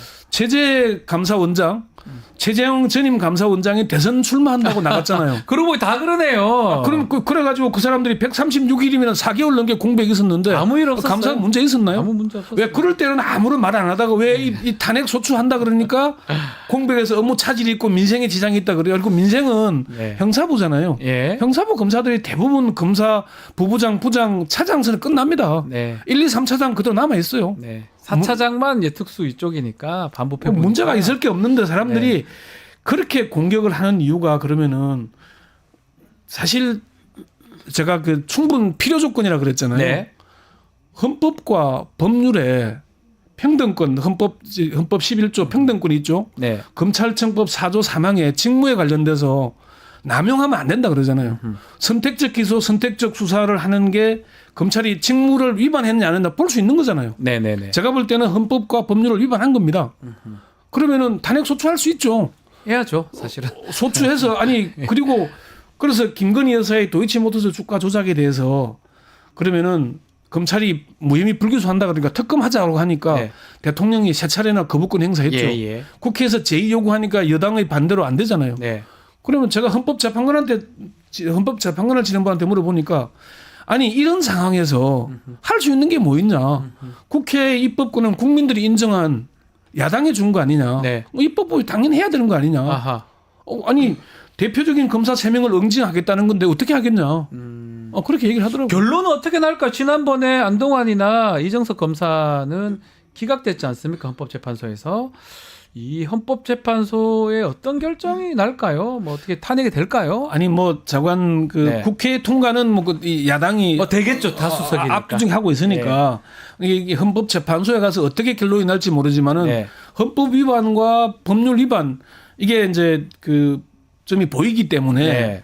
헌법재판소가 지금 제대로 구성이 안 돼 있잖아요. 네. 시간이 오래 걸리겠죠. 그러면은 이창수, 조상원, 최재훈 뭐 부장들은 세 사람의 직무 정지가 꽤 오래 갈 수도 있습니다. 네. 그러니까 본인들로서는 상당히 뭐 억울할 수도 있겠고 부담 가질 수 있겠지만은 이재명 대표를 수사하면서 300차례가 넘는 압수수색을 했던 사람이 김건희 여사는 한 차례도 안 했잖아요. 그러네요. 네. 그럼 그게 평등권을 침해한 거잖아요. 모든 범죄자를 검찰이 다 잡을 수는 없어요. 없지만은 기준이 없이 선택적으로 하는 데는 문제가 있잖아요. 차별을 한 거잖아요. 그렇죠. 이거는 분명히 헌법 위반인 거잖아요. 그러면 이거는 이제 심판을 받아봐야 하는 거죠. 지금 당장 된다 안 된다. 물론 제가 볼 때는 저는 야당의 지금의 검사 탄핵이 최선책은 아니다. 그럼 차선도 아니다라고 봅니다. 차악쯤 되는데 차악이다. 검찰이 하는 행위는 최악이기 때문에 최악이다. 최악을 단죄하려면 차악의 방법이라도 해야 되잖아요. 할 수밖에 없는 거 아닙니까? 네네. 그게 국민들이 국회의 대의기관 대표로 뽑은 이유잖아요. 그런 거 해야 된다라고 예. 말씀 주시네요. 저는 검사들의 예. 달라진 분위기를 말하고 싶어요. 어떻습니까? 윤석열 검찰총장이 그 법무부의 감찰을 받고 뭐 징계를 당하지 않습니까? 그때는 그 내부 게시판이 막 난리가 난리가 났었어요? 끌어올랐거든요. 그래서 뭐 예. 부장 검사들끼리 네. 성명 발표하고 뭐 북부지 서울의 동남북서 각 지청들끼리 또 뭐 기수별로 이렇게 입장을 발표하고 뭐 부당하다 이랬는데 이번에는 눈에 띄는 움직임이 없어요. 어허. 그리고 지난주 금요일에 올라온 김민아 검사의 글에는 제가 좀 실소를 금치 못했는데 네. 지금 검찰의 역할 그리고 그 국민의 신뢰에 대한 인식, 국민의 인식과 검사 본인의 인식이 얼마나 동떨어져 있는지를 알 수 있습니다. 뭐라고 썼냐면 우리는 선량한 선도부인데 네. 일진이 선거에 의해서 선출되더니 우리 선량한 선도부를 괴롭힌다. 그래요. 그래서 이거 그러니까 우리는 정당한 수사를 했는데 이재명 대표를 위시한 민주당이 우리를 괴롭힌다는 구도로 보고 그래서 뭐 우리 이게 왜 이렇게 잠잠하냐라면서 먼저 이제 그 깃발을 들고 가령 뭐 이제 이렇게 동을 친다고 하죠. 옛날에는 뭐 집회 시위를 거네요. 나갔는데 댓글이 3개, 4개 달리는 댓글 거예요. 거의 없네요. 근데 이게 네. 우리는 일진이 뭐 여론 조작을 해서 대통령이 되고 검찰은 그 일진의 패거리라고 생각하지 않습니까? 근데 이 검찰은 우리는 선량한 선도부인데 우리가 정당하게 역할을 하니 우리를 못 살게 군다는 개념으로 보고 있더라고요. 근데 그 뒤로 북부지검장이 또 이게 글을 올렸어요. 근데 북부지검 검사만 해도 수십 명이 넘는데 많은데. 댓글이 또 서너 개. 없어요. 예. 근데 그 뒤로는 어떻게 되겠지 모르겠어요. 지금은 왜냐하면 검사들 근무 평정 기간이라서 거기에 달지 않으면 뭐 불이익을 입을 수도 있다는 검사들한테 생각이. 공감을 많이 못 받는다 이 말씀이네요. 그런 그래서 글들도. 그렇죠. 예. 그래서 기수가 높은 어르신들은 MZ들 안 돼. 뭐 충성심이 없어. 네. 라던가 이기적이야라고 하지만 그게 다가 아니겠죠. 네. 그러니까 이게 지금 검사들이 이제 서울중앙지검 차장을 시작으로 해서 네. 집단 반발하는 모양을 보이잖아요. 그렇죠. 근데 이것도 가만히 내용을 제가 파악을 해보니까 26일에 지난달 26일에 서울지검 1, 2, 3차장이 성명을 냈어요. 네. 그 다음에 부장들. 서울중앙지검 부장들이 전원의 실명으로 성명을 냈고 그 다음에 부부장들이 냈는데 뭐가 달라졌냐면은 차장 부장들이 낼 때는 탄핵이 위헌위법하다고 요 말이 들어가 있어요. 그런데 28일에 대검 입장에서부터는 위헌위법이란 말이 사라졌어요. 빼고 예. 그러니까 제가 말씀드린 대로 위헌적 요소도 있고 위법적 요소가 있는데 그렇게 주장했다가 갑자기 어제는 평검사들이 냈는데 의견으로 바뀌었어요. 입장문도 아니고 예, 서울중앙지검 평검사 일동의 의견 이렇게 나왔어요. 그러면서 위헌하다고 위법하다는 말이 사라졌어요. 예. 이게 뭐 정치 탄핵이다, 뭐 지나치게 정치 중립을 훼손한다. 뭐 초기에는 부장들 낸 거 보면은 삼권 분립이라는 헌법 정신을 몰각했다 이런 주장까지 하면서 엄청 세게 나왔거든요. 네. 말이 점점 부드러워지면서 아주 그 부탁하듯이 이렇게 용어가 바뀌고 있어요. 이게 검사들이 사실은 제가 그래서 그 검찰 고위직을 지낸 이제 법조인들 여러 명한테 물어봤어요. 네. 물어보니까 다들 일성이 염치 없다, 부끄러움이 없다 얘기를 하는 거예요. 아니 그러면은 검사들이 기계 있는 모습을 보이려면은 김건희 여사를 압수수색 한 번 안 하고 무혐의 불기소할 때 정당하지 못하다고 목소리를 냈어야. 그게 맞지 않나요? 그래야 이번 탄핵할 때 목소리 내는 게 낼 수 있다라고 볼 텐데 네. 그때는 다들 꿀먹은 양 가만히 있다가 지금에서 들고 일어나니까 정말 염치가 없다, 부끄러운 줄을 모른다. 그런 얘기들이 나오는 겁니다. 아니 지금 뭐 보면 시국 선언하는 교수님들이 용기가 있는 것 같고 예. 검찰이고 뭐 쩔쩔매요 뭡니까 이게 저는 그런 생각이 들어서 실소가 금치 못할 정도가 되는데 단체적으로 모여가지고 뭐 하는 짓인지 싶은데 그러니까 이것도 사람들이 집단 행동하면은 공무원들이 공무법 위반 아닌가요? 공무법 위반이니까 나올까 봐서 2% 검찰 내부망에 올리지만은 바로 언론에 바로 풀잖아요. 그러니까요. 그럼 이 집단 행동이죠. 뭡니까? 공무원 이게? 집단 행동에 대해서는 이거 제가 볼 때는 처벌 가능할 것 같은데. 감찰하고 징계해야죠. 아니면 유삼경 총경이 그렇게 해가지고 처벌받은 전례가 있잖아. 징계를 받았지 않습니까? 징계 받아서 쫓겨났죠. 네. 그러니까 참 검찰 보면 뭐 잘 모르겠어요. 뭐 조직이 중요한 건지 겁이 나는 건지. 아니 이제 시위를 보는 게 아까 우리 저 이현주 변호사님 네. 말씀대로 자기 내부에서만 얘기하다 보니까 사람들이 그 얘기에만 빠져 있는 거죠. 그 세상 언론도 좀 보고 해야지. 맨날 자기들끼리 모여가지고 뭡니까 이게. 제일 안타까운 조직 같아요. 한쪽 눈은 감고 한쪽 눈은 보고 있는 거죠. 아이고, 참. 그래서 어떤 검사가 일가를 했어요. 우리가 정말 공정하고 바른지 한번 돌아보자. 네. 손준정 검사는 기소돼 있는데 검사장으로 승진을 시켜줬다. 그러니까요. 그런데 김학의 불법 출금이라고 기소를 한 이규원 검사는 정직 6개월로 징계 청구가 됐는데 처리를 안 하고 아직도 못하고 네. 있는 상황이잖아요. 뭐 징계 처리도 안 하고 내버려 두다 계속 사람을 괴롭히다가 결국 본인이 나가고 지금 또 다른 뭐 이제 결근으로 또 징계를 받게 네. 생겼는데 근데 본 사건은 무죄를 받지 않았습니까? 그렇죠. 그래서 어떤 사람은 기소가 됐더니 검사장으로 승진시켜주고 어떤 검사는 징계 그 무죄를 받았는데 지금 구제를 받지 못하게 된 이 상황이 옳으냐? 우리가 정말 공정하다고 가슴에 손을 그냥 니들끼리 생각하지 말고 그냥 정상적으로 국민들 물어봐요. 누가 그걸 공정하다고 그러니까 여깁니까? 제가 지난주에 그런 답답합니다, 내용의 진짜. 방송을 하고 나니까 네. 오늘 검사장 출신이 뭐 메시지를 보내왔더라고요. 네. 말씀 공감한다. 네. 정말 염치가 없다. 라면서 그 사실 검사 탄핵 우리 헌법에 규정돼 있지만은 그렇죠. 검사 탄핵이라는 게 최후의 수단 아닙니까? 사실 그렇죠. 최후의 수단은 가급적 하지 말라는 거잖아요. 너무 많이 하는 경향이 있긴 하죠. 있지만은 야당이 입법권을 가지고 있는데 할 수 있는 게 없잖아요. 하나도 없죠. 네. 그러니까 결국은 탄핵에서 헌법재판소의 심판을 받아볼 수밖에 없는 길로 가고 있는 거잖아요. 네. 그 처지를 인정하니까 국민 여론에 있어서도 그래 탄핵하는 게 여당하고 일부 언론이 뭐 비판하긴 하지만은 그러니까 꼭 제가 말씀드린 대로 네. 최선도 차선도 아닌 차악 정도밖에 안 되지만은 네. 그럼 국회 국민의 대의기관이 그것도 안 하면 뭐 할 겁니까? 그거라도 해야 되는 건 처지잖아요. 다수당을 만들어준 국민의 뜻이 그거라면 네. 자, 또 하나가 있습니다. 지금 예산안입니다. 예산안에서 검찰 특수활동비, 특경비 전액 삭감하고 지금 본회에서 지금 처리는 안 됐습니다. 하지만 12월 10일 날 국회의장이 지금 얘기를 했는데 어떻게 보셨습니까? 이게 합의가 될지 아니면 11일 날 또 처리가 될지. 그렇게 특활비가 중요한가요? 국민의힘은 난리가 났어요. 특활비 깎을까 봐. 네, 국민의힘이 난리가 난 것보다 이제 검찰과 감사원, 경찰, 권력기관 잘하지 그러면. 그러니까 잘하는 게 아니라 제가 국정감사 때도 수없이 봤는데 그때 봤잖아요, 다들. 아니 정빙을 하니까 정빙 자료를 안 내요. 안 냈잖아요. 그러면은 국민의 세금으로 예산을 쓰고 있는데 정빙하려면 정빙하면 되잖아요. 네. 경호실은 예산이 전원 유지가 됐습니다. 그래서 증빙을 했기 때문에 줬다고 그렇죠. 어제 그 허영 그 국회의원이 얘기를 하더라고요. 그러니까 정빙하면 되잖아요. 네. 정청래 국회 법사위원장이 그 얘기도 했잖아요. 본인이 예산 소위원장을 할 때 네. 국정원 특활비 소명 받아서 다 해줬다. 그리고 그 비밀 아직도 유지하고 있다. 국회의원도 잘못하면 그 처벌받을 수 있으니까 그럼요. 밖으로 안 내겠죠. 그러니까 그 특활비가 그렇게 중요하고 반드시 있어야 되는 거면은 정빙해서 예산 심사 받으면 예산 결산 심사를 국회에 받게 돼 있잖아요. 네. 근데 그 특활비를 다 현금으로 뽑아서 쓰고 있으면서 그리고 다 사실 여기도 이현주 변호사님이 검찰 오래 안 해서 특활비를 많이 못 받아보셨는지 모르겠는데 특활비 특경비 계속 나눠 쓰고 있잖아요. 지금. 나눠 먹는 거 아닙니까 사실. 그러니까 다 알고 있어요 국민들은. 그러니까 그 수당 사실상 수당이 돼 있는 거 아닌가요? 네. 월급조로 받는 거잖아요.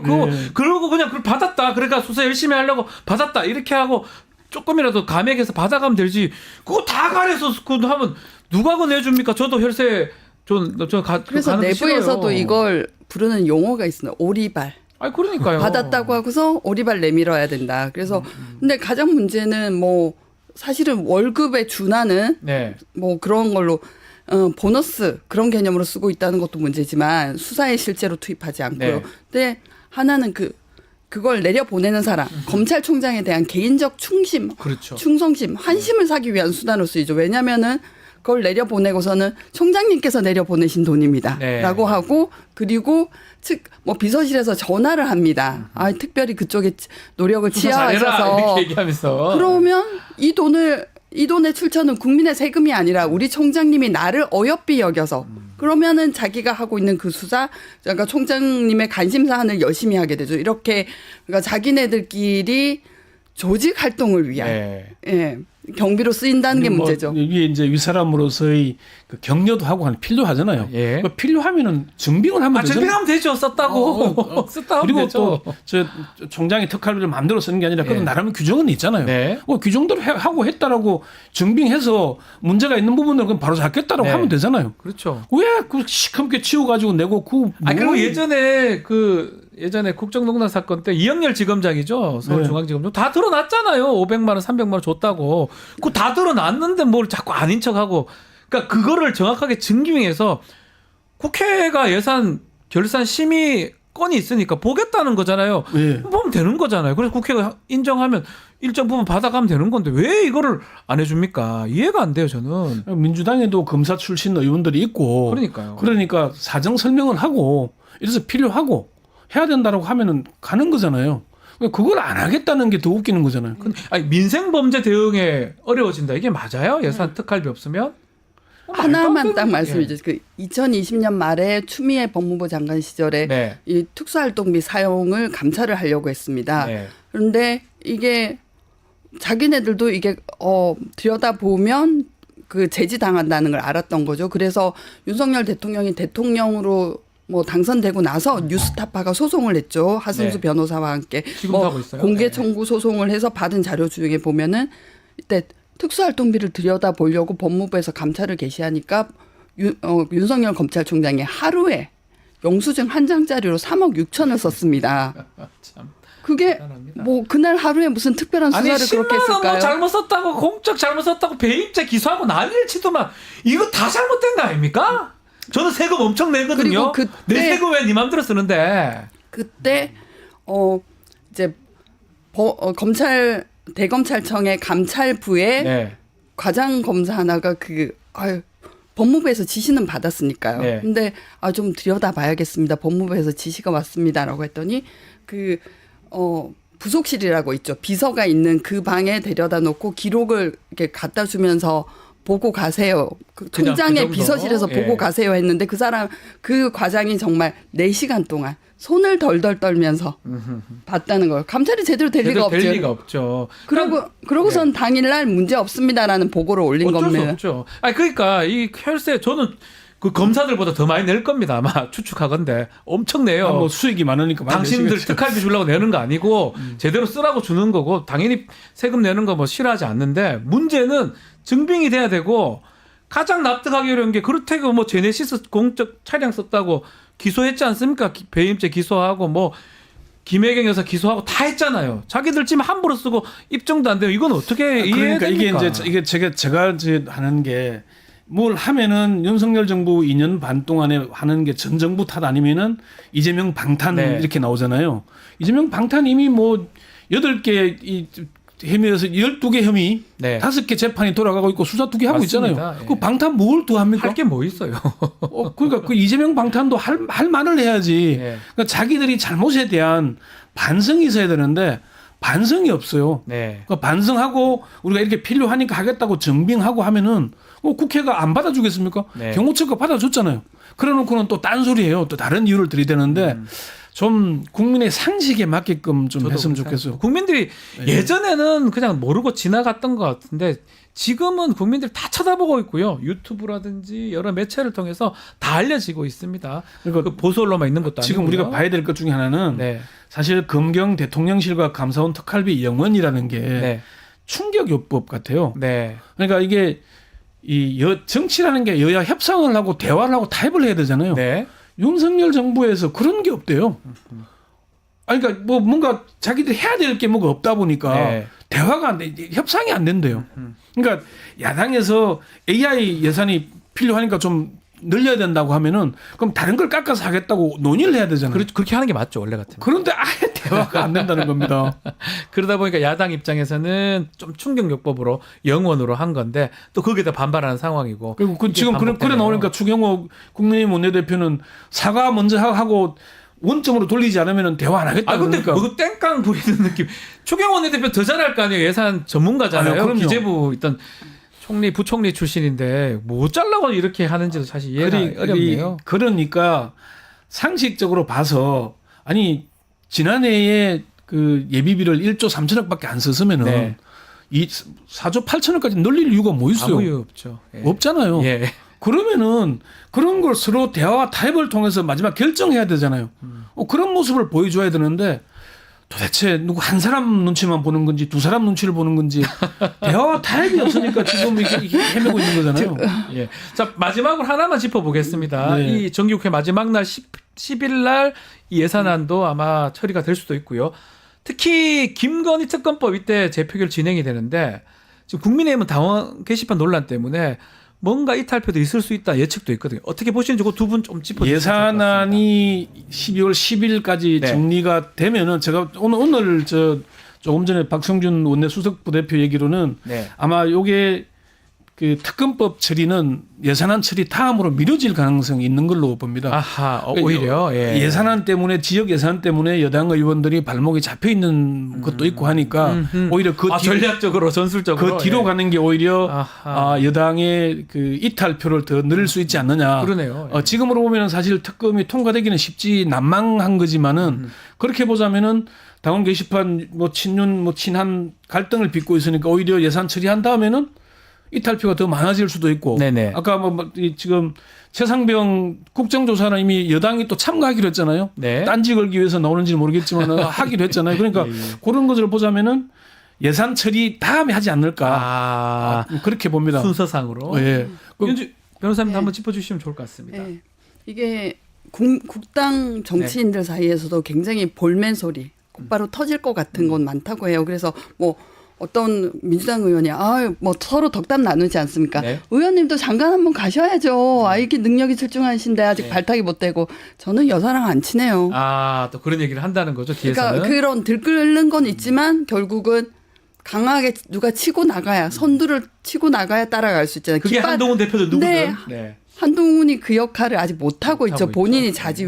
뭐 우왕좌왕하면서 네. 갈짓자 걸음을 하면서 대립을 했다가 뭐 봉합 무드로 접어들었다가 네. 이런 게 있고 두 번째는 이때까지 국당 정치인들이 봐온 게 있지 않습니까? 이준석 의원 뭐 저 성상납으로 수사받고 쫓겨나고 이런 걸 보면은 정치 생명이 문제가 아니다. 검찰에 가서 자기가 뭐 사실은 명태균 사건이 확대된다든지 비슷한 정치 브로커 사건 안전한 영역에 있을 사람이 없을 테고 그런 게 없어도 만들어낼 수 있는 집단이라고 국민들은 생각하고 있고요. 이런 두 가지 그러니까 깃발을 강하게 흔들고 나가는 기수가 없다. 두 번째 검찰에 대한 두려움은 여당 의원들도 마찬가지일 것이다. 그래서 저는 뭐 굉장히 부정적으로 봅니다. 그리고 어쨌든 지금 이제 간동훈 뭐 얘기를 하고 옛날 간철수 얘기를 했는데 네. 안철수 대표는 그래도 소신 있게 하는 건 있잖아요. 치고 나갈 때는 나가는데 맞습니다. 한동훈 대표는 여전히 제가 볼 때는 한동훈, 윤석열, 김건희 세 사람은 아까 손준성 검사 얘기를 했습니다마는 손준성의 고발 사주가 지금 항소심 재판이 계속 밀어주고 있어요. 늦춰지는데 유죄가 되고 법정 구속이 되면은 뭐가 터질지 또 모르잖아요. 가만히 있을 것 같아요. 그러니까 왜 기소된 사람을 검사장 시켰겠느냐. 예. 입 막는 거잖아요. 윤석열 대통령이 하는 걸 보니까 문제가 된 사람들은 다 승진시키거나 자리를 줘요. 대사 보내고. 저도 이 정부 들어가서 대사 보내고. 예. 문제를 일으키고 싶어요. 그래서 그런 문제점 때문에 앞으로도 좀 지켜봐야 되겠네요. 예, 그렇습니다. 좀 더 알겠습니다. 지켜볼 필요가 있겠습니다. 자, 오늘 말씀은 여기까지 듣겠습니다. 서초의범 이현주 변호사, 권영철 대기자와 함께했습니다. 두 분 말씀 감사합니다. 알겠습니다. 자, 고품격 뉴스 대담 뉴스인사 프라임 오늘 순서 여기까지입니다. 저는 내일 아침에 다시 찾아오겠습니다. 시청해주신 여러분 감사합니다.